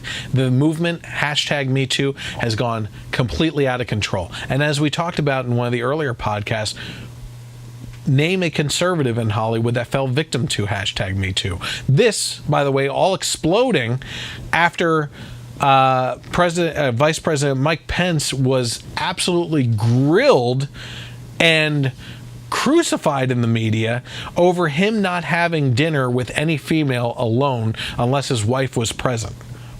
He was called a sexist, white male privilege, everything else under the sun that you could say about a white male Christian, that he was just out of touch with reality. And then you start to learn about all these men that are alone with women in Hollywood that don't have anyone else around to point out evidence-wise whether something happened or not. You have to go based on the word of a sexual assault in every little way, including some people with their secretaries who, the one woman, I forget who the actor was, maybe Mike remembers, was asked out on a date, and that was sexual harassment. How, you know what, all those people should stick to the coming wave of virtual reality and just dive into that virtual world of dating and have virtual whatever. Set up your own. I'm all for libertarian. If you want to have sex app programs on that where you're not actually procreating in real life, and we can just end this with that generation of virtual reality where the rest of us can unplug and actually talk to each other in person and woo each other into a relationship and marriage and everything that you probably also don't respect either, all for it. Just go into your little virtual world and do that then instead, because this is ridiculous. And the hashtag #MeToo movement, there are certainly victims of Weinstein and other people that were true victims of this stuff, but it's been taken over by everything is hashtag #MeToo, even down to looking at a person for more than 5 seconds. And you have just delegitimized all the seriously abused victims of hashtag #MeToo. I did get a comment here. Yeah. Apparently Zara knows my wife's interest in Henry Cavill as well. Because she said, does that scratch him off of the list, Leslie? Mike says that wiping icing out of wiping icing out of each other's beards sounds awfully gay. Not that there's anything wrong with that. Exactly. We can't assume that wiping out icing is gay. It's just helping groom each other with... I mean, listen, we're getting white anyway. Let's just be honest about it, okay? Let's move on. So far we've had one apology. What were we talking about last week? Mike and I were talking about Scarlett Johannson. He actually brought this article to us last week in regards to Scarlett Johannson playing a trans male actor in a film called Rub and Tug, no pun intended there, or maybe there is a pun intended, I don't know. I don't really know what it's about. That she was receiving a lot of backlash because she's not transgender, which is really weird because I thought that acting was playing a person that you're not. But I guess the overall argument is coming from the left, and again, we go back to me talking about knowing the arguments from the opposing side. The argument from the other side is that you should have a trans person playing a trans role in Hollywood. Well, Scarlett Johannson, I don't know if you've ever heard of her. I guess she's not really that popular. She just happens to be one of the most overpaid actresses in Hollywood right now. Is going to bring a certain amount of stardom to a film that she can play a part of a transgender. But just like Henry Cavill, caved to the pressure of social justice warriors and has now backed out of the film and is no longer a part of it. According to Variety.com, Scarlett Johannson has exited the drama film Rub and Tug a little more than a week after her casting sparked backlash and trans groups and activists. A source with knowledge of the situation confirms to Variety. It says, in light of recent ethical questions raised surrounding my casting as Dante Tex Gill, I have decided to respectfully withdraw my participation in the project. Our cultural understanding of transgender people continues to advance, and I've learned a lot from the community since making my first statement about my casting and realized it was insensitive. I have great admiration and love for the trans community and am grateful that the conversation regarding inclusivity in Hollywood continues. According to GLAAD, LGBTQ plus characters dropped 40% in 2017 from the previous year, with no representation of trans characters in any major studio release. That's because point out the actors, okay? I know of one. The trans woman that is on Orange is the New Black, okay? I forget the name. And that just points out something else. They're not name recognition worthy. They're not going to bring anything. So what's going to happen here? We're going to possibly, if the film isn't completely thrown out the window because no actress wants to touch it, we're going to end up with a trans actor to play this person that no one knows, and the movie's going to flop at the box office. Not that I really care about that, to be honest with you. At this point, I kind of hope it does. But it just goes to prove the point of economics. Something that these people can't keep in mind in Hollywood. They have no sense of the fact that if you're getting criticized for something like this, that you're acting like somebody that you're not when that is your job, and you cave to the pressure of being truthful about it in Henry Cavill's case, like, how are you going to take any part ever? It doesn't make any sense. And to that point, it gets even more extremely obnoxious with actors being accused of playing parts that they shouldn't.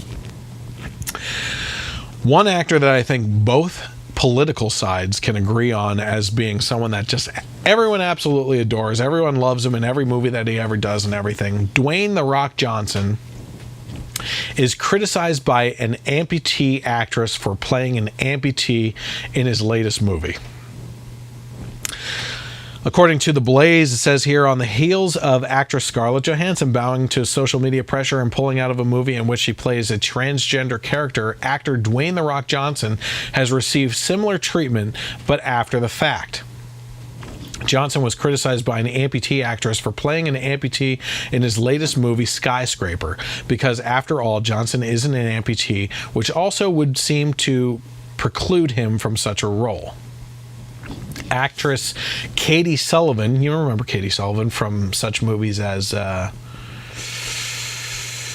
anyway, who's a Paralympian and a double above the knee amputee from birth, put into question Johnson and said in Deadline.com, "My request is for you to stop saying yes to roles like the one in that movie." Why? Because Sullivan cited a study which found that in last year's TV season, fewer than 2% of characters were written to have a disability. And of those characters, 95% of the roles were filled with able-bodied actors. Guys, stop pretending to be someone you're not when you're an actor. You're supposed to be acting here. Don't let pretending get in the way of anything that you're trying to do. And on top of that, here we have the same type of thing that's going on with the LGBTQ plus stuff. They're underrepresented in everything. When and why is entertainment going the route of, okay, guys, you're in a Hollywood meeting here, guys. I have an idea for a show. Here it is. Okay, John, where is the lesbian, the gay person, the bisexual person, the transgender person? Do we have anybody with a disability? We need to shoehorn those characters into this in order for it to make it anywhere. Why do you need that representation? Like, at this point, you're finding that in every single show, and you can just list it off because it's so easy, and you know that they always stick out like a sore thumb because you know they're trying too hard to fit that stuff in to any plot line because they're trying to meet a quota that social justice warriors are trying to push for in Hollywood, okay? And you sit there and you watch these shows and you're like, sometimes it makes sense. I don't care every now and then seeing this kind of stuff. To be honest with you, when it comes to my superhero movies, I don't really care about relationships at all. I don't need to know your sexual preference. I don't need to see your sexual activity. I don't need to see you making out with anyone on camera. I want to see you kicking ass and taking names and taking down the bad guys. That's all I want to see. That's all comic book fans want to see. Except for the case of Felicity and Smoke and Iris and The Flash and everything. Those are two hot smoking chicks, but whatever. But in the meantime, superhero movies and TV shows are all about taking down the bad guys. That's the plot line. You don't need to shoehorn everything else in because it sticks out like a freaking sore thumb, and it distracts you and as the audience from what's going on with it, because in the back of your head, even if you're a social justice warrior, you're looking at this thinking to yourself, that's what they're trying to do here. They're just trying to promote an agenda, trying to push us in there because if they don't, they know they're going to be criticized for it. And let me tell you something. The people that are getting involved in actually protesting, like this Katie Sullivan here that's protesting The Rock right now, they're the extreme minority of people that are criticizing these TV shows and movies and everything. The problem is that it's the minority that are speaking up and speaking the loudest. It's not the people that support these things. Who's going out there and saying, without responding to this type of article, who's going out there going, Dwayne "The Rock" Johnson, I want to thank you as an actor for portraying a person with a disability in this movie. I think that's fantastic. How many crowds are getting together just to tell him that? No one. Because it's just expected that if you use common sense and have a brain, he's an actor playing a character, for crying out loud. It's just absolutely ridiculous. But those are 5 stories from Hollywood just showing exactly what kind of crap is going on right now. Hopefully, Jackson, Mike's son, is healing up and everything, and will be ready or Mike will be ready. I can't have Jackson on. Some of the stuff is inappropriate, Mike. So unfortunately, instead of inviting him on, I need you to come back, if you could, please. He'll hopefully be back next week. Obviously, our main topics tonight were in regards to a lot of crap coming out of Hollywood and the entertainment industry. And the whole Trump-Russia thing was a big story, obviously, too. Don't forget, you can always find us on Facebook. Tune in live on Thursdays when we actually go live around 9:30 or so for the podcast before it hits the airwaves on Sunday from 3 to 6 p.m. on KLRN Internet Radio. Just search for the Generation Y Conservative on all the platforms. Hit like, subscribe, and follow. And also get notifications for each of those as well, so you know when we go live, so you can actually get involved with comments and everything like everyone did tonight. Facebook, like and get notifications. YouTube, subscribe, get the bell notifications. Twitter, @GenYConservative without the E on the end. Listen to the podcast on KLRN on Sundays from 3 to 6 p.m. Just search for KLRN Internet Radio. You can listen to it there. You can also find me on iTunes, iHeart, and Google Play. If you listen to podcasts, you can do that at work or while you're working out. And you can always go to YouTube for the HD version of the podcast in audio and video form when we add everything else in with our little movie magic skills and Final Cut and everything else. In the meantime, I appreciate everybody tuning in. Have a great night, and God bless America.